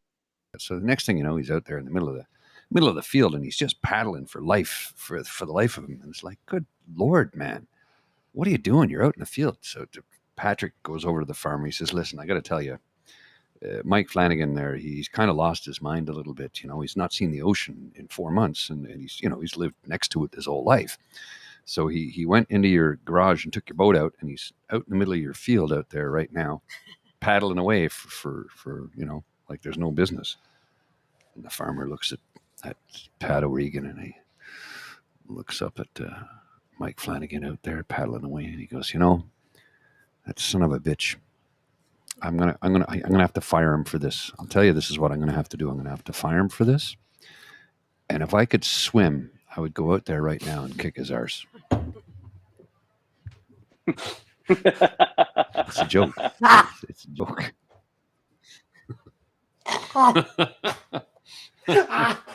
I came in sounding serious, right? I got you. I hooked you. You got me. If I could swim, I'd go out there and kick his arse right now. Have you heard of I think it's The Last Pirate by Captain Tractor? Yeah. The Last Saskatchewan Pirate. Exactly. It's a song. Pirates on the Saskatchewan I River. played it at a party once. Yeah. Okay. I played it at a party once. Somebody says, could you play The Last Saskatchewan Pirate? And I'm like, I've never heard of it. But sure enough, there it is. I go, oh, I'm playing that next. And she goes, really? And I go, yep, it's too good not to play. And it's a really corny, country-ish sort of song, The Last Saskatchewan Pirate. It's really God, fun. I'm going to have to hear that. By the Arrogant Worms. You know those GIFs that GIF where you see the cat on the keyboard going... I was like... Yeah. Oh, yeah, okay. Well, if it's by the Arrogant Worms, then it's going to be real good. I can has cheeseburger. Oh, yeah. Oh, man. Definitely on the list.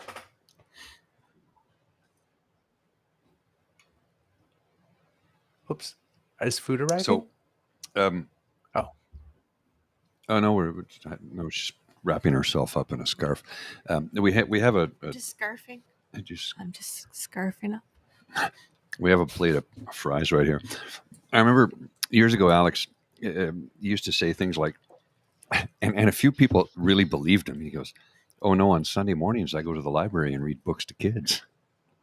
You used to say that all the time, and people would be like, people believed it though, because you were so sincere when you said it. So I'm like, I actually believed it when you said it. I'm like, of course he would. well, it was funny because I said, well, I'll give Cruder a call and we'll get together Sunday, and they go, oh no, you can't do that. I'm like, why not? Oh no, didn't you know Alex goes to the library on Sunday mornings to read books to kids? I'm like, oh, okay. now, Alex, Sure. when you went to the library to read books to kids, did you happen to bring one of these with you? Is that like a pickup trick? Like, I love dogs and horses and reading books to children. Yes. No. So the way I use this one good is It's a pretty good play. It would have worked on me, I'm going to tell you. The way that I used it was so what happened, it was just sort of a funny story. I was at work talking to some coworkers in the kitchenette, and we were talking about like why I was late for work. It was like Wednesday or something, and I waltzed in at like 10 p.m. Super late time, and my boss happened to be like just listening to our conversation outside the kitchenette, so I didn't know she was there. And so I just said, so I was just joking with the guys, and I was pretty sure that they thought I was joking, but I said, on Wednesdays I read books to kids in the morning before coming to work. And I said, this time they just kept saying they wouldn't let me stop. Like one more, Alex, just one more. And so then I kept going because it's hard to say no to the kids, And so then, anyway, so my boss overhears this. And then it was like, I don't know, a month later. The children. Yeah, exactly, for the children. So then a month later, I'm in Toronto for a business trip. And my director, she's like, man, like, I'm surprised you caught the flight this morning, Alex, because it was at like 7:00 in the morning and you just don't get to work on time for that kind of stuff. And then my boss chimes in. She's like, oh, well, that's because he reads books to kids at the library in the morning. And so then my director's like, you do that? And I was like, well, yeah. You got to roll with it now, right? Then you see him get home calling libraries. Is there anything I can? Please tell me. Oh God, that was funny. I need to make this true. Exactly.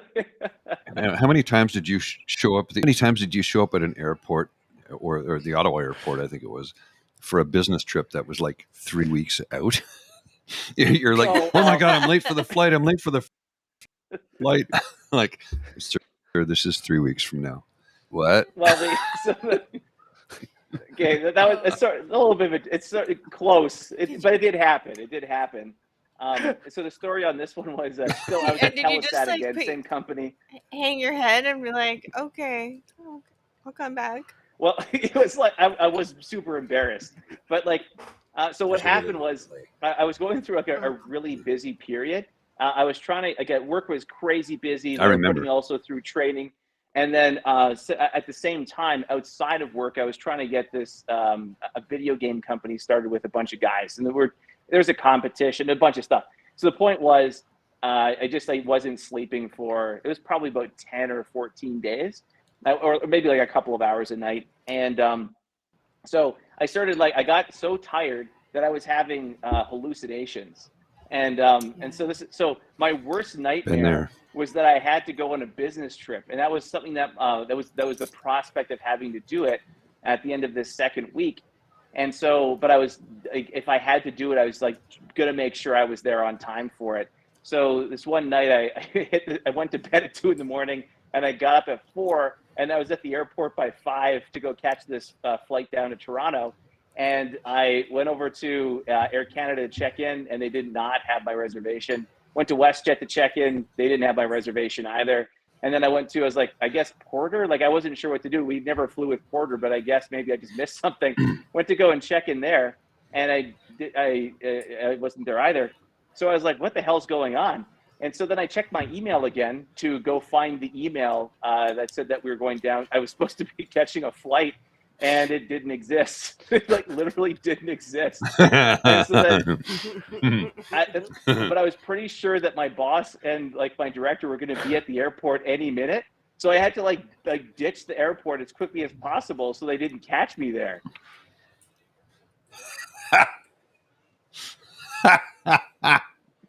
But I wore a suit to work that morning because I just went right to the office afterwards, and I had a suit on to go meet these guys in Toronto.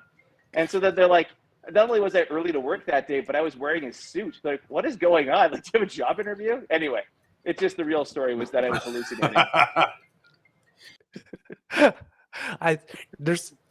Go ahead. So frequently. It was something just frequently, and you'll laugh about it. It's fine. I'm sure. It's yeah, we're good. We're good.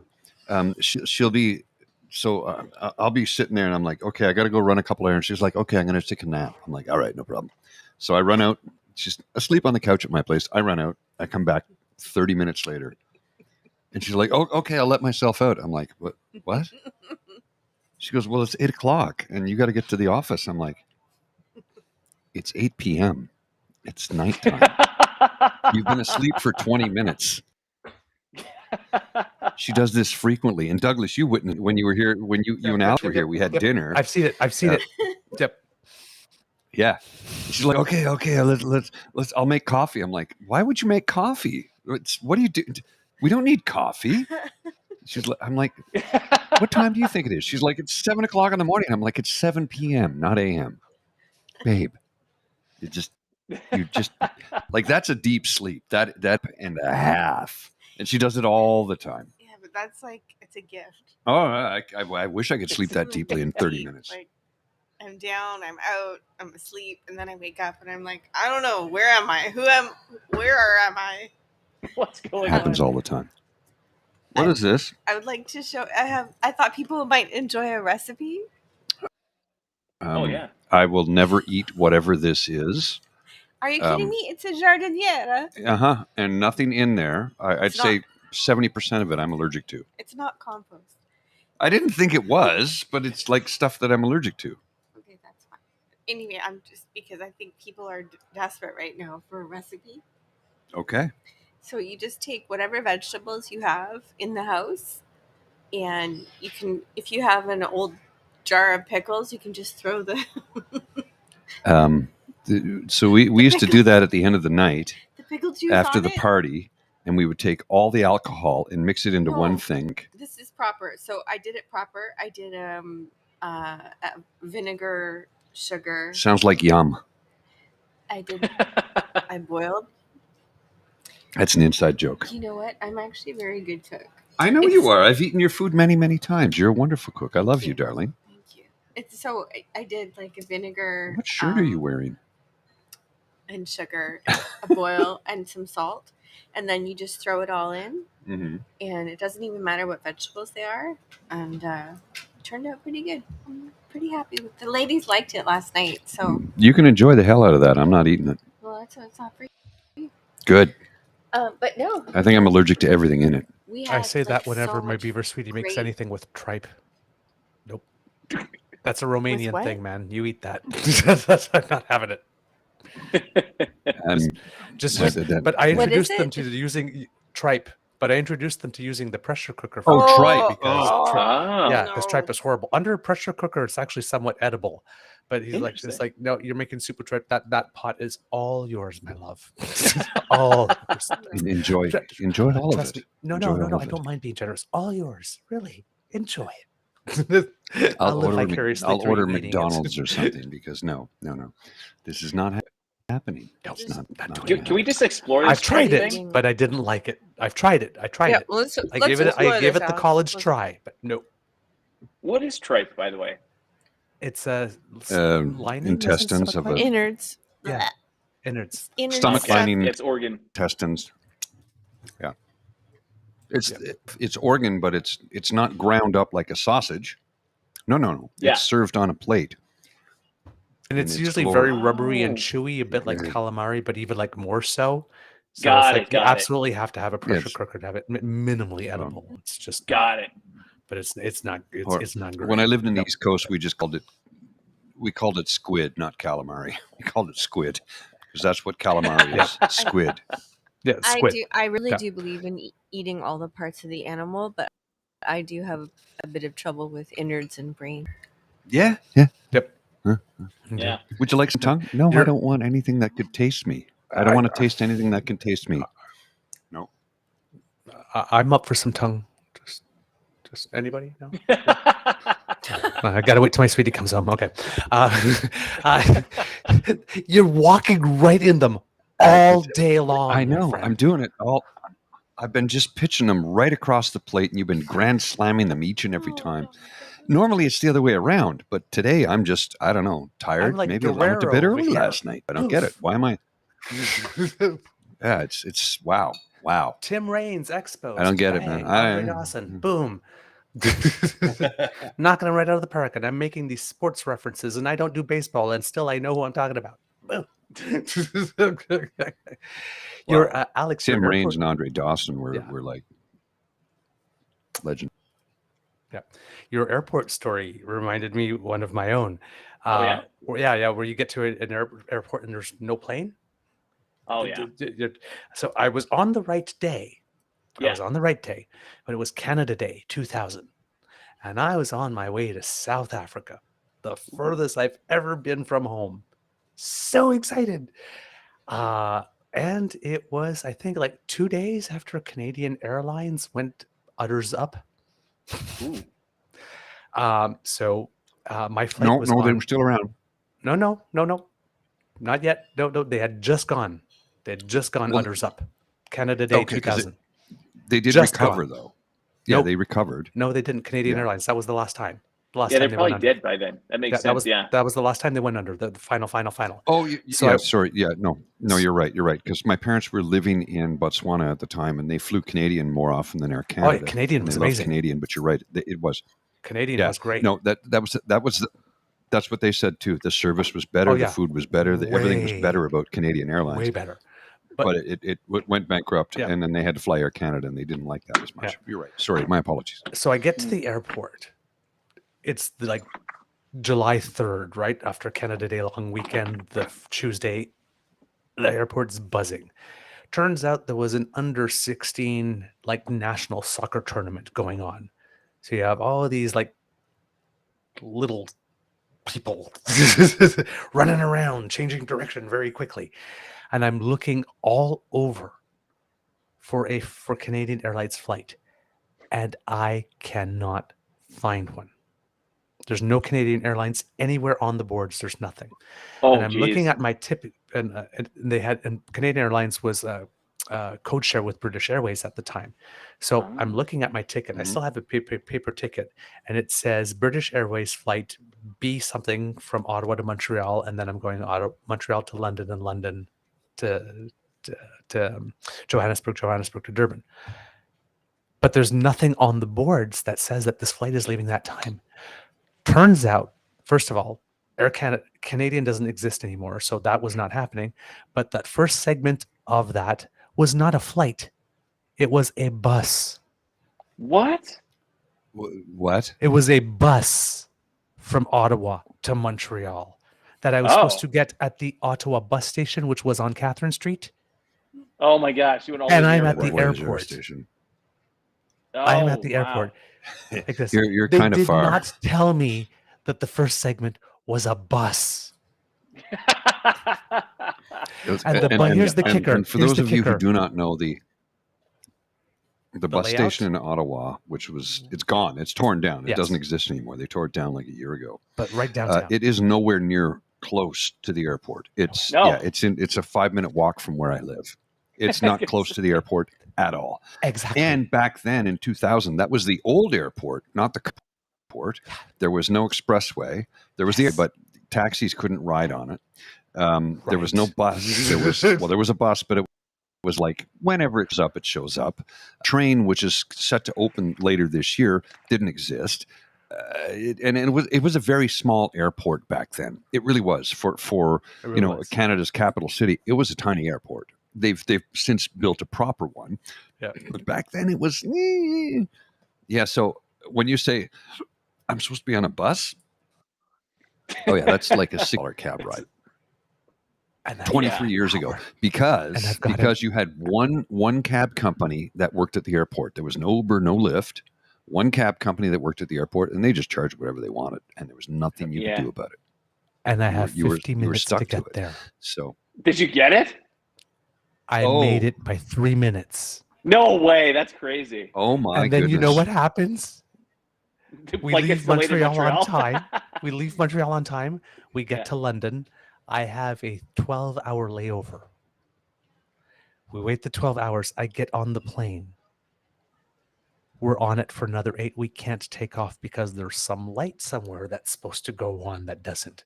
And of course, in London, planes can't take off after midnight. They have that sound thing, noise regulation. Oh. So Yeah. we were there 'cause Heathrow. for the Yeah. night, which means now I'm on On the the plane. phone trying. Well, no, they let us off the plane overnight, but there was. Oh, but okay. it's beginning of July, right? Wimbledon's on, and there are more than one plane that didn't take off. So first they let off the seniors, and then the people with disabilities, and then the people with children. So when it came to single people in their 20s, you were sleeping on the airport floor or staying up all night. Yeah. Because there's no more hotel rooms or nothing, right? Yeah, you're not getting a hotel. You're not getting a hotel.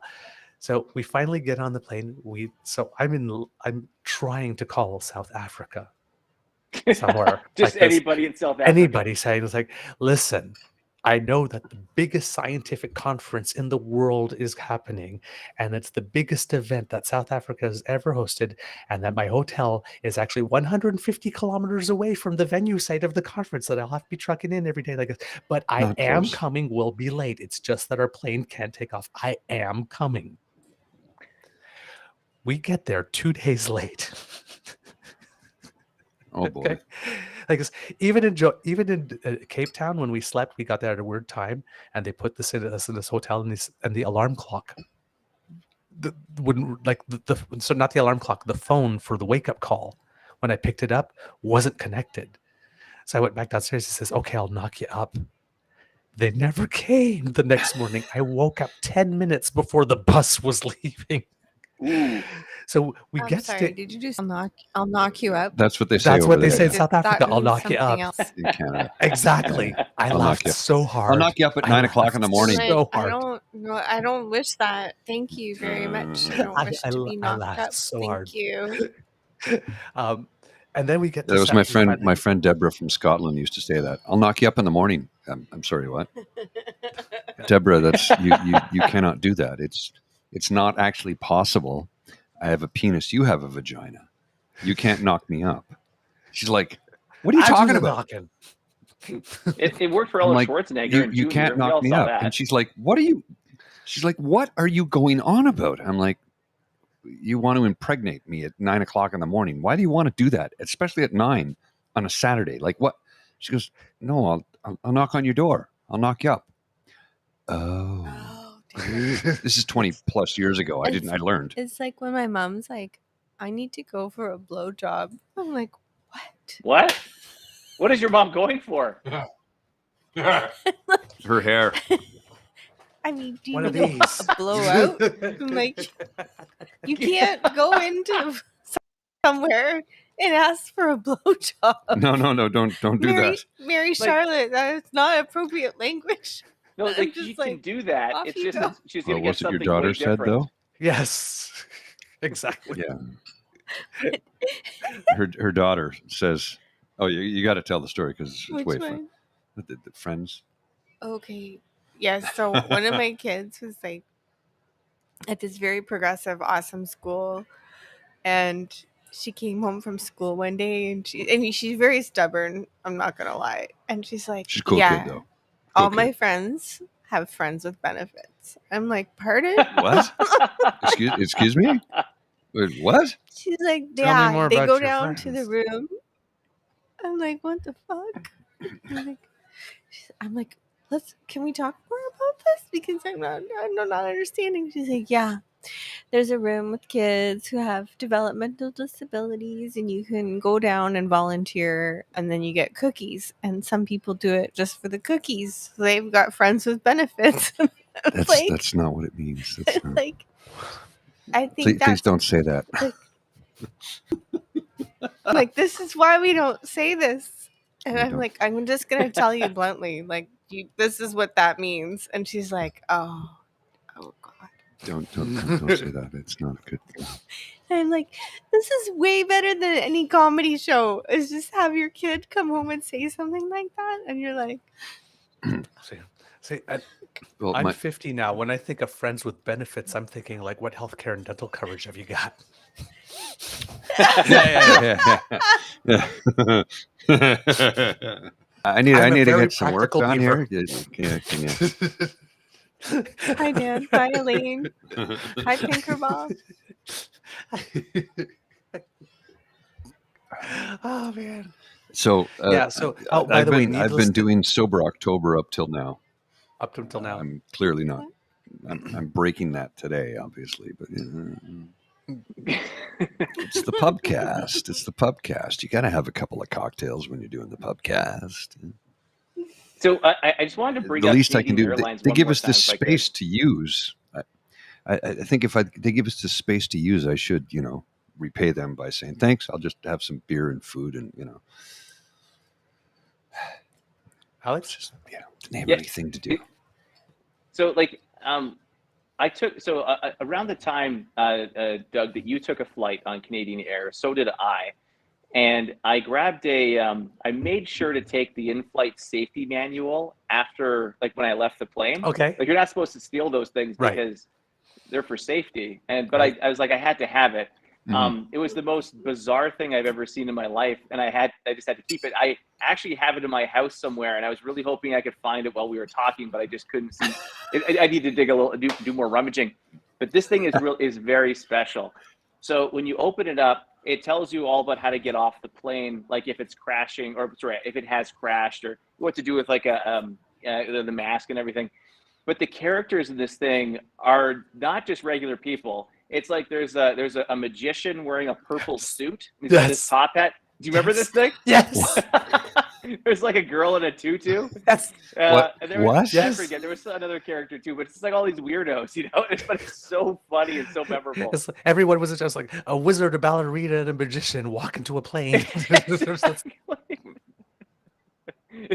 I'm glad you know what it Was is. this A to lion be tamer, a like chef, get and a people baker. engaged or something? Like, Yeah, I don't know what they were doing, but like I remember, so I grabbed it, I held on to it, and then years later, or it was like a few years later, I was watching David Letterman, and David Letterman has a copy of this thing, and he's like, "This is what Canadians think emergencies look like," you know. No wonder they don't understand us. well, it's one of those classic things. Like, so how do you spot the Canadian in a big American city when a shooting takes place? Everybody's running in one direction. The Canadians are all running to find out what the noise is all about. Well, yeah, Something yeah. going on? Well, Paul, you should tell the story about, speaking of explode or sounds in America. You should tell the story about New York. Oh, he's Oh. gone there? Yeah. Paying a bill there? We can- I think I killed it. I must hit a button. Right. Sorry, you're talking about New York City when we were there for the weekend, and thank you. Yeah, man, you should tell that Let me story. just pay my tab here, gents, and I'll be right with you. Yeah. Give me 2 minutes. So, by the way, so when I got to South Africa, finally, Oh, yeah. they gave away my room. What? They gave away my room. No, 'cause And you so were I 2 never days actually made it late. to the hotel when I finally arrived. Oh no, you don't have that room anymore. Sorry, that's gone. So I'm on the campus of the University of South Africa, KwaZulu-Natal, on campus. And fortunately, there's a room in residence there that I can stay in. But I'm about 15 kilometers away from the conference center on a university campus in a city I know nothing about, with no South African money, but all the money I can possibly dream of in traveler's checks that are completely worthless to me. And here I am, a Canadian in South Africa on the campus, begging for the equivalent to 50 cents Canadian so I can grab a bus down to the conference center so I can change a traveler's check. Wow. Irony, right? Yeah. So I am so sorry, and I feel really weird, but do you have any money? Like, traveler's I'm the checks. Canadian. That's a throwback there. I forgot all about those things. Travelers, right? Yeah. They used to be a thing. Not anymore. They haven't been a thing anymore. for a long And I had time. like the American Express ones, right? Because I had to have enough to pay for 10 days conference hotel in that place, and then the shuttles back and forth and whatnot. So I was there partially with work. I used to work with the Canadian International Development Agency at the time. So I mean, they had given me everything that I needed, but they were completely useless to me. Or I Yeah. was- Here's a whole lot of money. I can't spend this anywhere. What am I going to do with this? I can't spend it anywhere. I felt so You get into terrible. Zimbabwe, and it's like Zimbabwe. They would only accept that they'd like American dollars only, and then they would give you Zimbabwe dollars. But it was like, so when I was there in 2001, October of 2001. We went to a Wimpy's, and for those of you who are unfamiliar with Wimpy's is a chain of burger restaurants named after Wimpy from Popeye. I'll gladly pay you tomorrow for a hamburger today. That guy, if you remember Popeye. And Wimpy's, I walked into Wimpy's and I had a bacon cheeseburger with fries and a Coke. And that cost me 1,250 Zimbabwe dollars. which worked out to about $6 Canadian at the time. But we had to change US dollars into Zim. But you didn't go to the official money changers because they ripped you off. Like they didn't. You had to literally find a guy on the street who would go, oh, "I'll change your money. I'll change your money." And this is how they earned a living.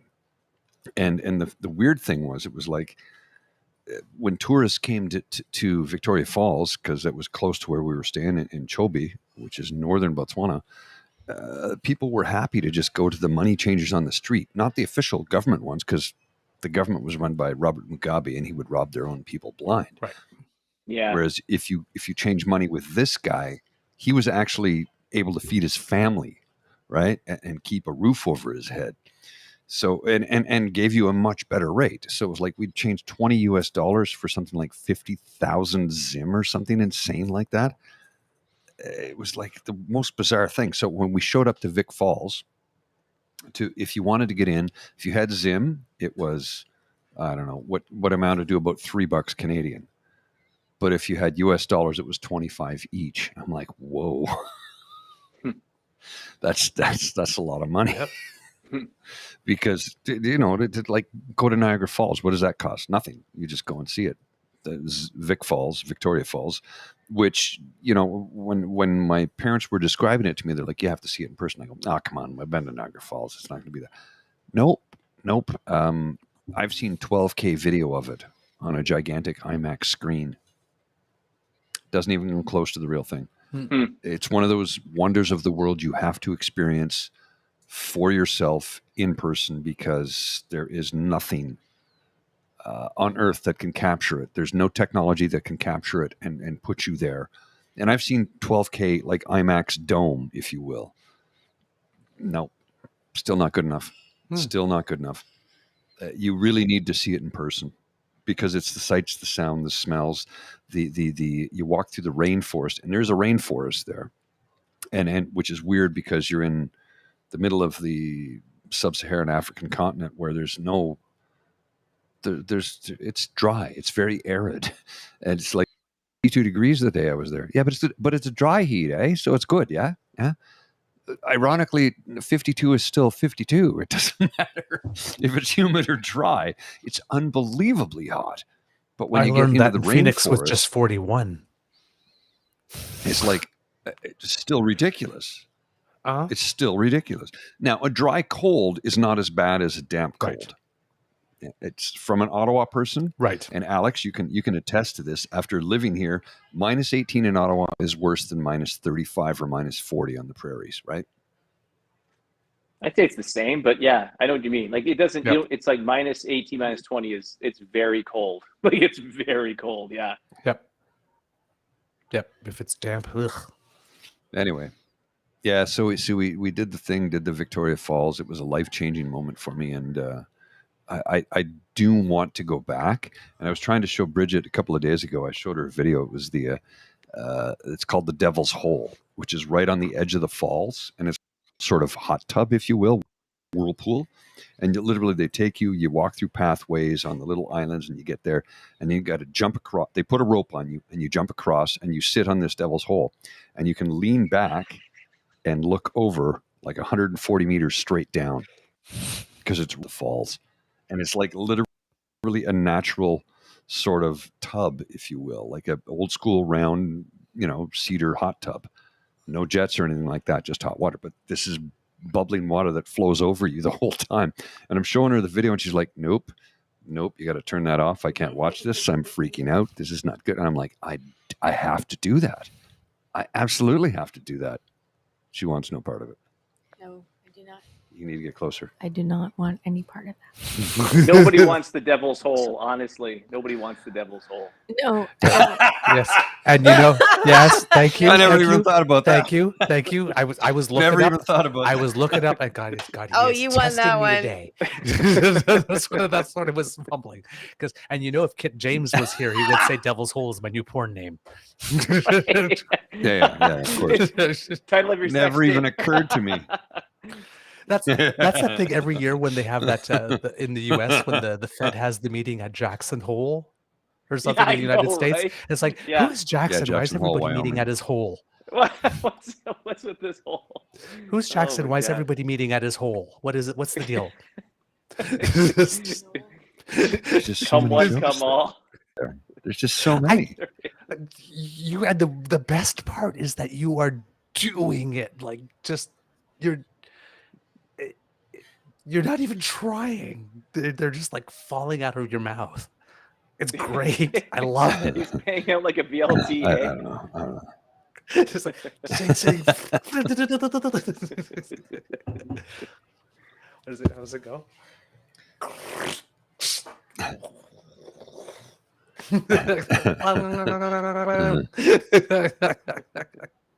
Well, He's just so one of the things I like about the space we're in today, the lighting is a little bit better here.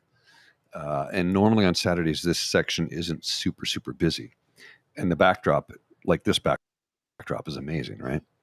But if we're going to do this again from this location, I'm going to need a better laptop because every time I try and run the second camera, because we can't be, it's not a train car style, right? So it's like we're left to right, a panel as if you would have on television. So I definitely need a more robust computer because every time I try and turn on the second camera, my system almost completely crashes.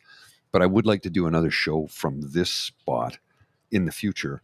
And hopefully we can get, there were a few people that were trying to come in today to appear in person. Doesn't always happen. I get it. I'm not offended. Sometimes life gets in the way, right? But in the future, let's see if we can plan something. Maybe a Christmas time thing. Maybe, I don't know. I'm just throwing that out there. If we can get a few people to come in, we can occupy this space. I'll have a more robust laptop where we can do stuff with. And I think it could be fun if we did it. What do you guys think? What do you think? I like it. I like the idea. So we'll pick a date. We'll try to pick a date early enough to give time to make travel plans. But yeah, we'll pick a December date early enough. We'll try that. I'm on board with this idea too. It sounds really good. I have another question for the room though. Ooh. It's mostly for Doug. Okay. Doug, what are the balloons all about? You missed the beginning of the show. I missed. Okay, catch me up, please. Yes. On our PubCast is different than our regular show because our PubCast is just pub chat, no politics. Our morning show is politics. So when the bumper comes on at the beginning, when the music starts, there's a voice that goes, good morning. This is the Eager Beaver Show. Yeah. And it's the voice of someone who has turned all of 6 today. Whoa. Very important age. His name is Mateo. He is the official bringer of joy to the Beaver Lodge. Beauty. Yes. Even Queen Beaver passed by today, earlier, to read from the royal script that declared this the official Mateo Day here at the Beaver Lodge.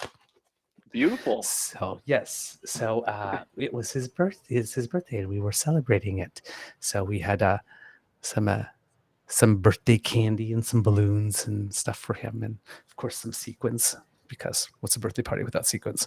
And absolutely. So yeah, we celebrated him because yes, he's very, very, very important to our show. Beautiful. Okay, well, that's great. I'm glad I know. Thank you for telling me. Yes. So again, and Mateo is back from his party, we have heard. So I am eagerly awaiting the birthday update so that I can go, this just in, and being able to tell you what happened. So yeah. So that's adorable. Oh yeah, he's really great. I'm thinking of funny stories, and Alex and I have shared a lot of funny stories over the years together. There was the whole we did when we became Sir Red and Sir Blacks, and it was supposed to be a one-off. Oh, thing. He's the one guy for Sir Literally. Red and Sir. Okay. He's Sir Red. Yeah. So that was supposed to be a one-off thing. Okay. So what happened was I was online and I saw these two Australian fellows who said 2 gentlemen sirs doing average things together. So they'd be like in top hats, tails, tuxedos, bow ties, shopping for groceries, doing stuff like. And I said, "You and I got to do this. We got to do this." And he goes, "I'm into it. Let's do it." And we were trying to come up with a date and time, and you were like, let's do it at the Red Blacks game. I'm like, yes, that'll be a blast. So I'm dressed. I had no idea, Alex, what he was going to do.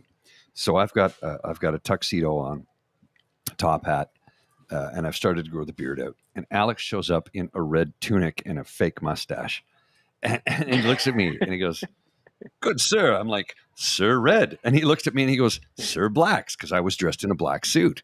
And that's how those characters were born.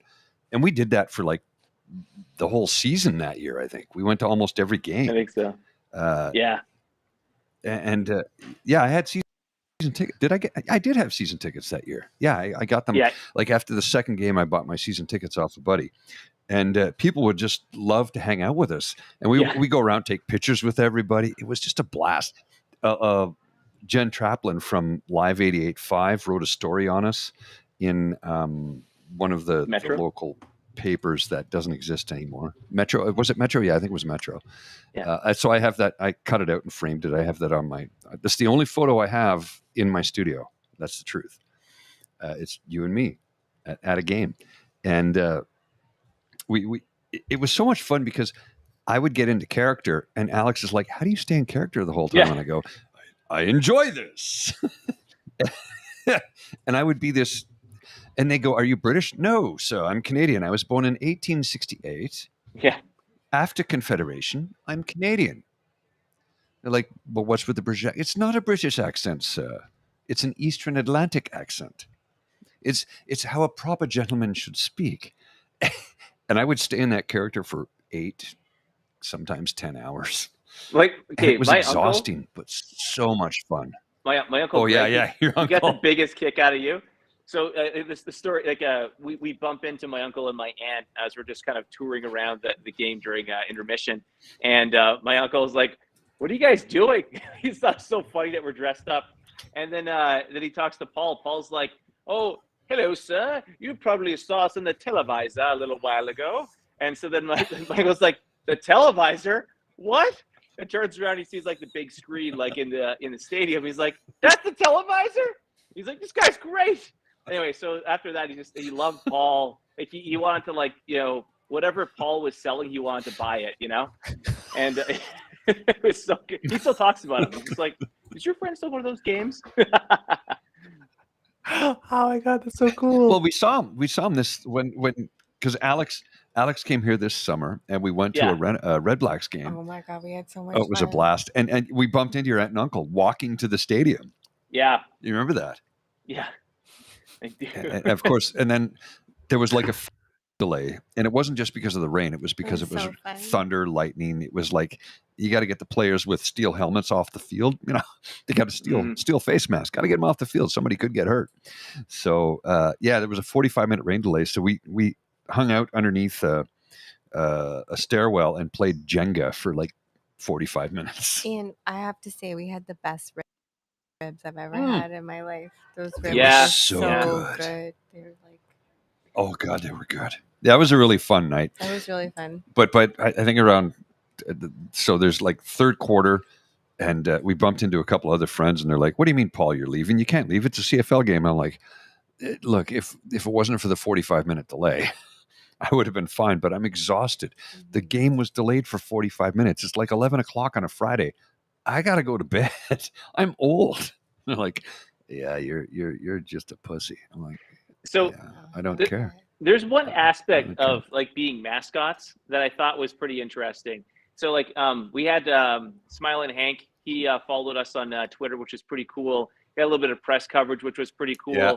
And so we had a bit of profile. But there were other people that would show up to the games dressed up as well. Like there's this one guy that came as a lumberjack, and he wasn't official. He's just some guy. Every game. We saw him all the time, though. Yeah, he actually was a little bit in competition with us, like slightly. Like he was a friendly guy, but sort of didn't like the fact that we kept showing up in costume because we're kind of stealing his thunder. And then, but there was this other guy that was like so creepy. He came as he had one of those The snowman guy. snowman. Yeah, snowman guy. Yeah. Yeah. So he just took a snowman, like one of those snowmen you'd see on someone's yard at Christmas time, and he just like cut holes in it, and he became the snowman. And there was something up with that guy. You have no idea. You have no idea. Yeah. And he's probably on Tinder. He's probably on Tinder. So he has been kicked out of this bar and barred for life. He's not allowed to come here anymore. Number Wow. one. Number two, the NCC kicked him off the canal. He's not allowed on the canal anymore. Oh Who yeah, is I'm this serious, because he's guy? hassled too many people. I don't know. I don't know if he has an issue mentally or what. And I've always had a nice interaction with him, but I guess he just gets in too many people's faces, and there's too many complaints. They're like, you got to go. You just, sorry, you've pissed off too many people. And I'm like, you gotta dial it back a bit, man. Like, because he'll show up with like pop guns and bubble guns, and I'm like, not everybody likes that, especially in like January on the canal when it's -20 and people are trying to skate and have fun, and you're shooting bubbles at them which freeze in the air and break on people's skulls. It's not cool. No, it's weird.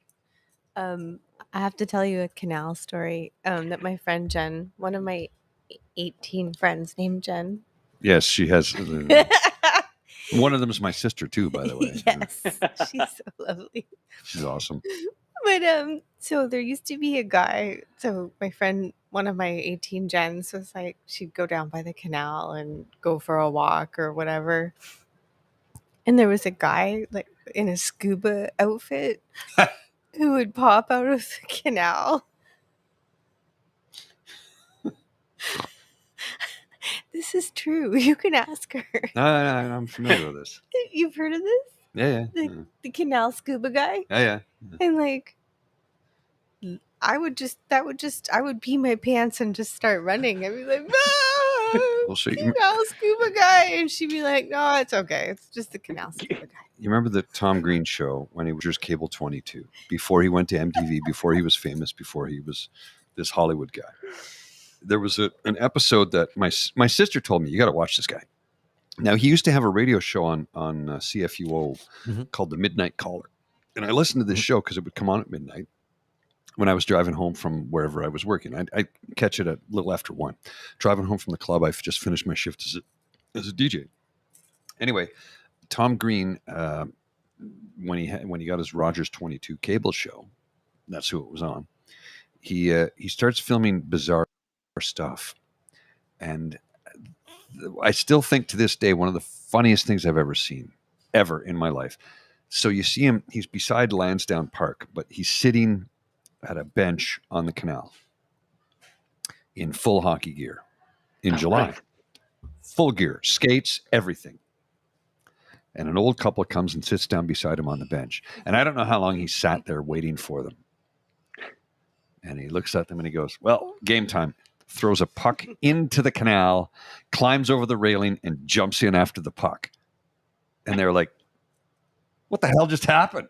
And he doesn't come up. Well, he had a buddy down below with a scuba tank and an extra regulator. We put the red mouth, and they're like, oh my God, they start freaking out. And this is all on television. You can watch this. You can find it all on YouTube. I'm like, the sheer visual of it is bizarre, but it's really funny.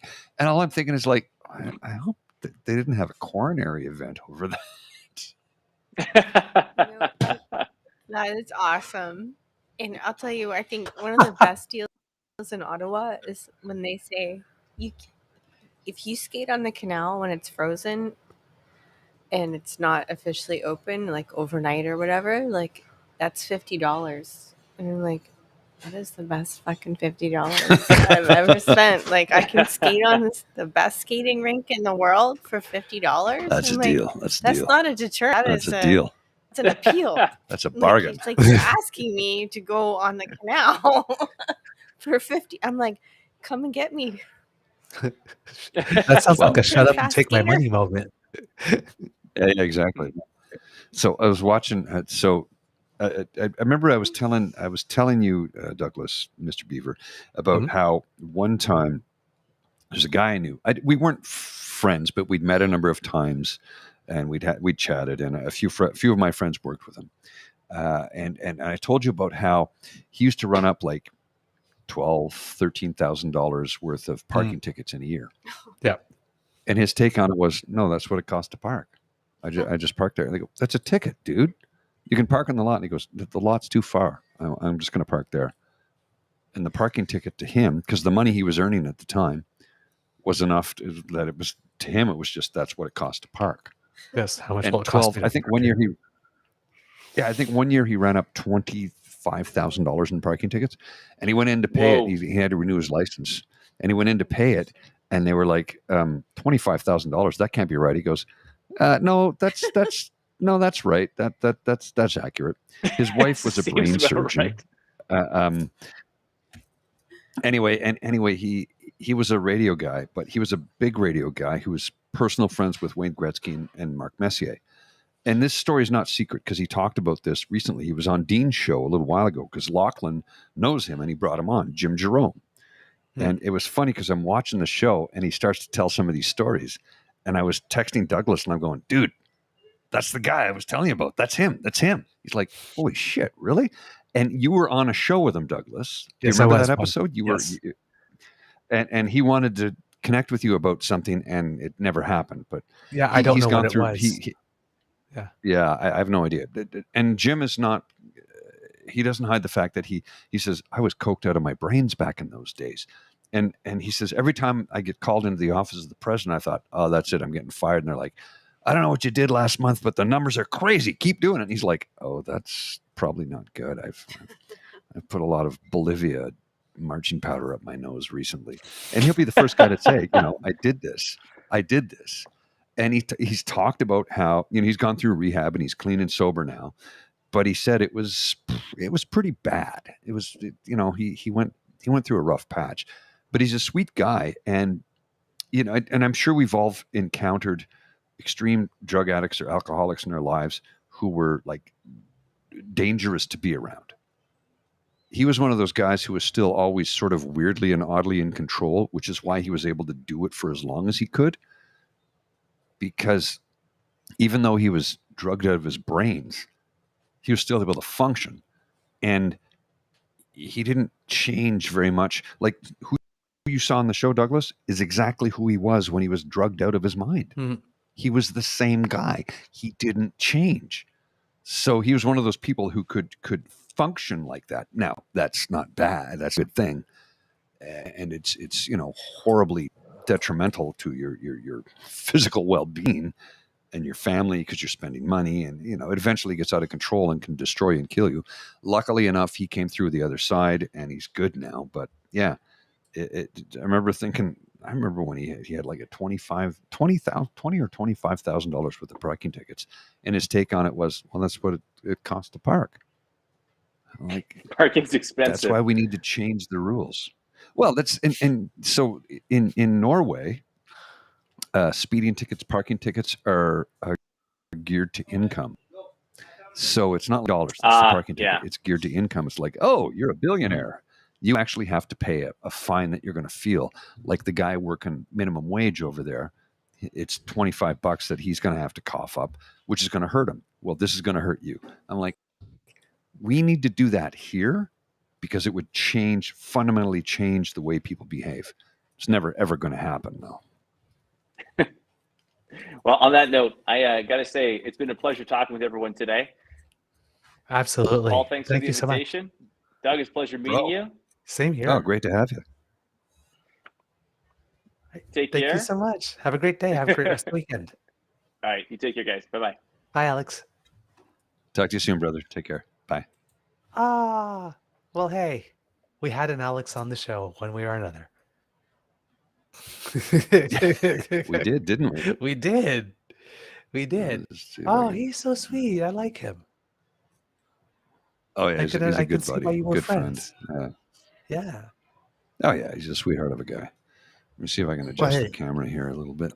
Anybody who agrees to go all in on you with being two characters for a whole season.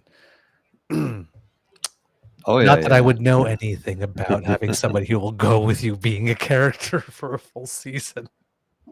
Nope. Or more. Nope, no idea. No experience with that at all. It is a pretty good fella. I have to say, from personal experience, at least.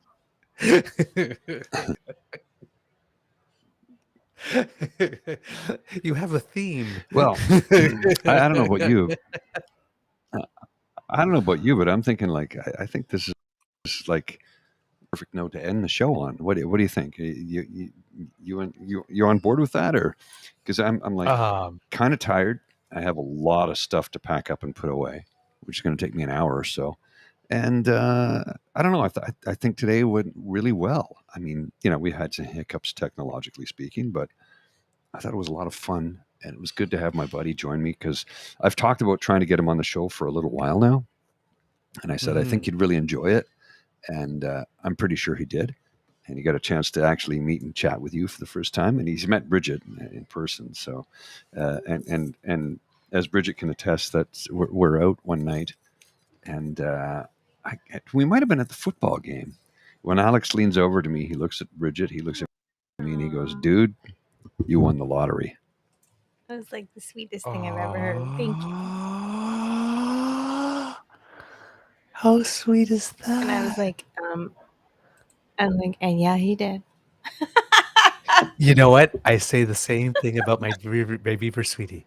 The other day, he brought me Aw. Yeah, flowers I to hear put you. it up, and they said, "Oh, you're a lucky man." I says, "Yes, yes, I am." Nice. But then again, so is he. So that's why I'm getting flowers. Oh You man, had to go with the wide yeah. shot so you can get us both in. Ah, that's great. I love. You guys are so cute together. You guys make me happy together. All right. Well, yeah. Hey, Miriam, I how you think I'm. doing? Oops. Oh, hi, Miriam. I think I'm down with that, Mr. Grizzly. If you want to end the show now. Yeah, All right. yeah. Then let's do that. Let's wrap it up. I think today's this is a good time to wrap up. I think we had a really fun show today. We had some good stories. I do realize we started a little bit later than we planned. Technology is, how it goes sometimes. But thanks, everybody. Thanks for joining in. Thanks for hanging out with us this afternoon. Next month we'll try and maybe if we can get a few people to show up in person, that'd be awesome. But I'm thinking let's shoot for December where we can have people show up in person. We'll take this same space and let's see what we can do then. I think it'd be great if we had a few, and hopefully I'll have a better computer to use at that time so that it doesn't crawl like a snail up a cold winter's road in January. That's rather specific. Well, my grandfather always used to say, "Slower than molasses running up a hill in January." Yes. I think Yes, I have heard that. a snail could before. go up a hill, but molasses is it's not a living, breathing thing. It would just roll slowly down the hill, which I guess was the whole point of it, right? I guess so. All right. Then, before we go, just a little Pan Am Games update. We have 2 more medals since we've been on air. Rachel Nicole and Sophie Gretchen Angus went 1 and 2 in the pool in the women's 100-meter breaststroke. So gold and silver for Canada in the women's 100-meter breaststroke. So that's a total of 4 medals so far, 3 gold and 1 silver for Canada.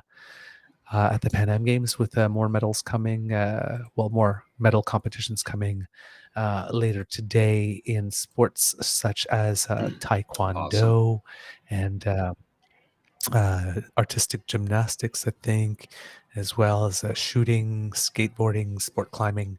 So lots of things on the menu today, diving as well, and hopefully some more medals for Canada.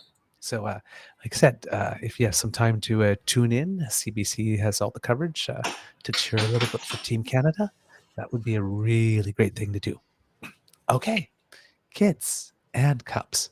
That is the end of this episode of the True North Eager Beaver podcast. Really? Podcast.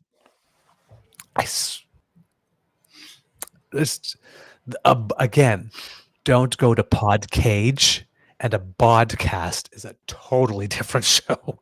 The True North Eager Beaver definitely. podcast here on the Crider Media Network. This edition, also known as the Mateo Show or the Mateo Birthday Special. Once again, my friend, if you happen to be watching us right at the moment, if you're not too tired out from your party, happy birthday, my man. I hope you have a great year. 6 is a really important year. You got some important stuff to do, lots of learning, lots of growing.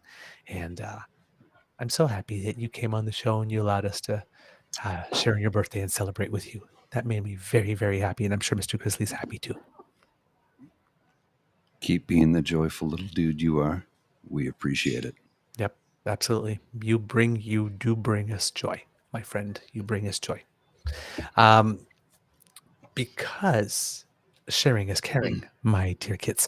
And I know you care about us and we care about you. So we care a lot that you tell people about our show. So please spread the word.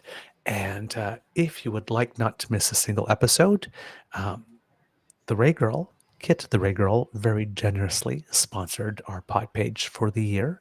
So if you can go to www.podpage.com or the True North Eager Beaver, lowercase letters with a hyphen between each one of those words, or if you scan the QR code that's right by me, that will bring you directly there, and you do not have to miss an episode at all.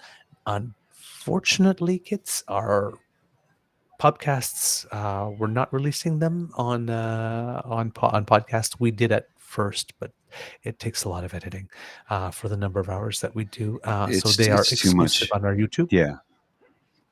Yeah, very Yep. exclusive on So- YouTube. We can't put them. We can't put audio only out because it's more than the system technically allows, because the length of the show, number one, and number two, the size of the file. There's limitations, but that's fine. Yeah. Hey, We were exclusive doing it on, before, on, but- on YouTube.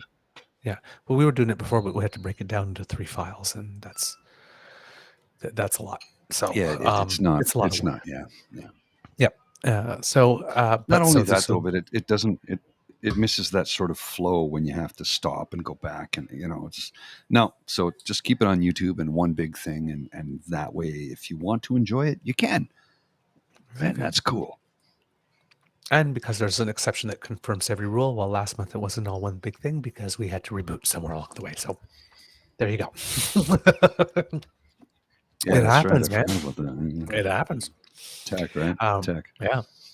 So, but please do. We appreciate that. And since you like to subscribe to things, and Kit Elaine is here, so I'm sure, well, there it is, right there on the screen. Have a beyond awesome evening, and remember to smash the button before you leave, my friends. So on our True North Eager Beaver Media Incorporated YouTube site, where we have now crossed over 400 subscribers and over 100,000 views. Thank you very much. That's all you kits and cubs. That's all you. You go there, and we have 3 buttons for you: like, share, and subscribe, that you can smash in any order you want. We won't judge you. If you want to smash the like first, have at it. Subscribe first. Hey, variety is the spice of life. You don't have to smash them in the same order every day. You do you, right? Whatever it is, we approve. Here, you let your freak flag fly. So smash with those buttons. If you want to put on some mood lighting before you do it, hey, that's your deal. Sure, go. Yeah. That's your deal. Light a candle. Hey. Burn some incense. You two have spent enough time together today. Get freaky if you need to. Get freaky with it. No. Go ahead, darling. Bridget wants to add to the conversation. I don't know what she was about to say, though. I hope it's something naughty. I think that you two have spent enough time together today, and I want to take him home. And I love you. I love you too. I don't know if you. Oh, that wasn't for me. I'm sorry. No, that was for you. It was for you. No, it was for You're, you you. want me you're to my come ogre, home? my other boyfriend.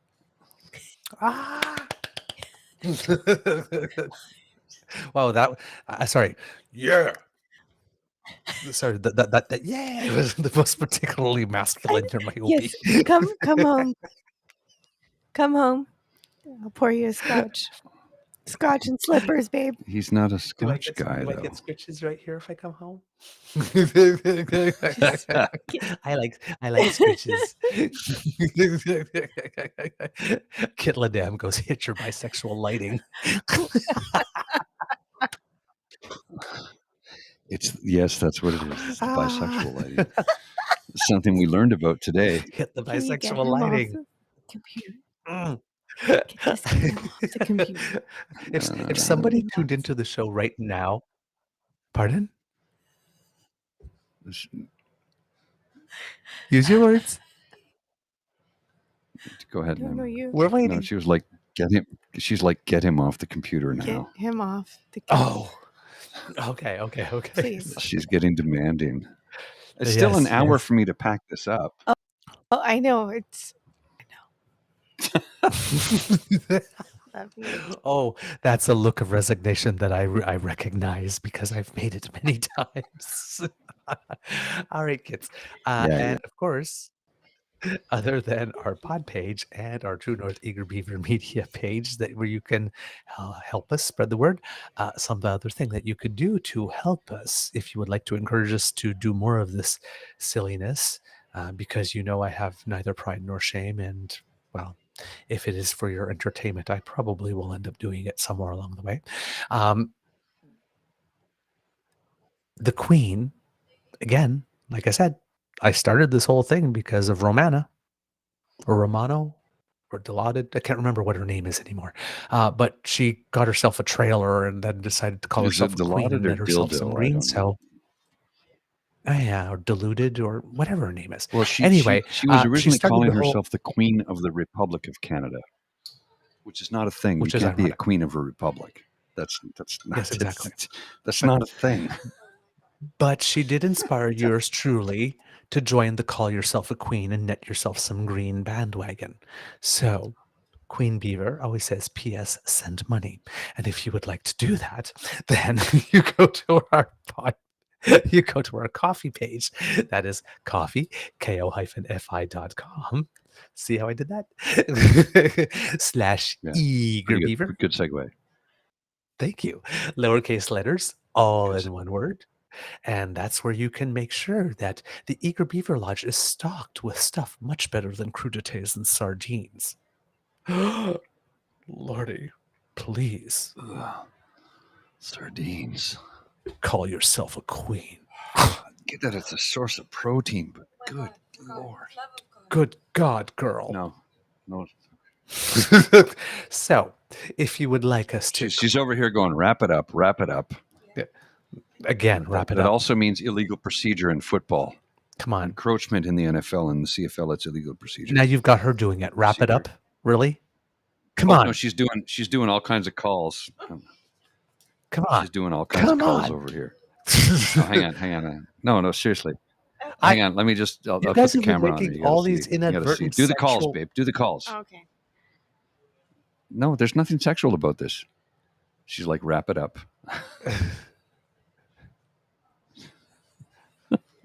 No foul. No foul. Is it the flossing? Brain flossing? Do this. We have to do this. Okay, I'm going to... Nope. Yep. No, I'm doing it. No. Well, you know what? You're torturing me, so I'm going to torture you. No, I'm going to mute your mic. My mom is going to watch this. You want to be on Dorothy's good side. You don't be doing those things. Mama Dorothy has spoken. She's doing all kinds of stuff in the background. Ms. Neka says, if it were up to Mateo, we would be on for a bonus hour. That we leave the fans wanting more. It's just how we roll. So if you would like to send money, because this glamour and this glitz doesn't come for free. I'm working my corner real hard here, kids. I'm working my corner real hard. So you go to our coffee page. I'm rebuilding the studio. That's ko-fi. I'm rebuilding the studio. Hopefully, I have it operational for next Yes. week.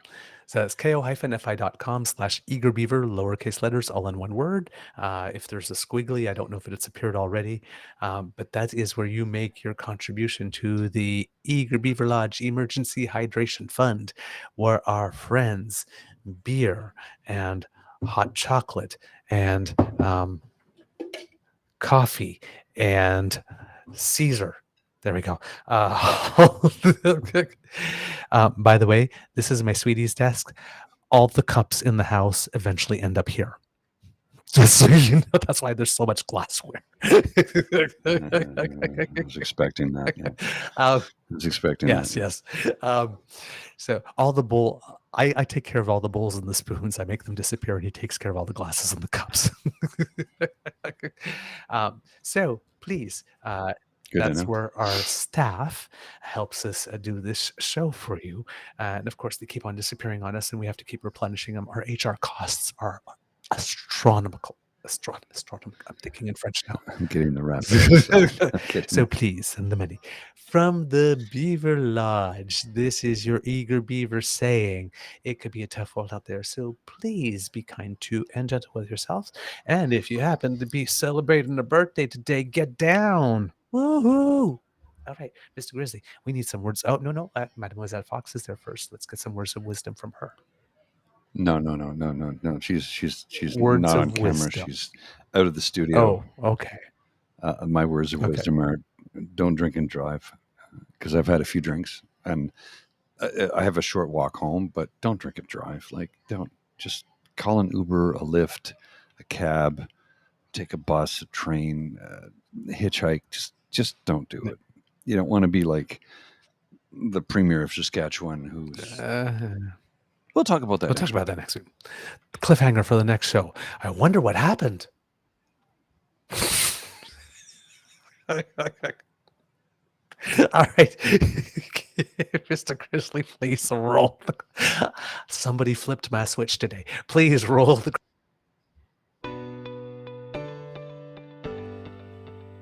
You are listening to a True North Eager Beaver Media Podcast. The True North Eager Beaver podcasts are proudly brought to you by our founding sponsors, the Miss V Mysteries from Corvid Moon Publishing, your source for science fiction, fantasy, and cozy mysteries featuring a broad diversity of characters. CanadianTarot.com, your uniquely Canadian online eclectic tarot community and forum. And the Peppermaster, hot pepper sauces made from fresh farm ingredients to thrill your taste buds and expand your mind.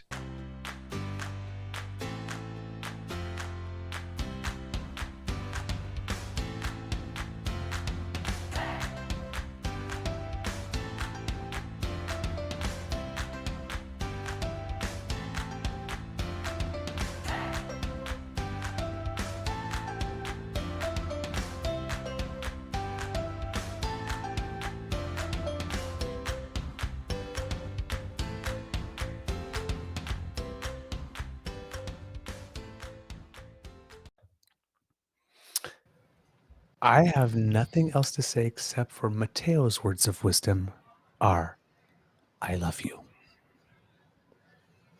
We love you too, Mateo. And all I've got to say is I got to race like a piss horse. See ya.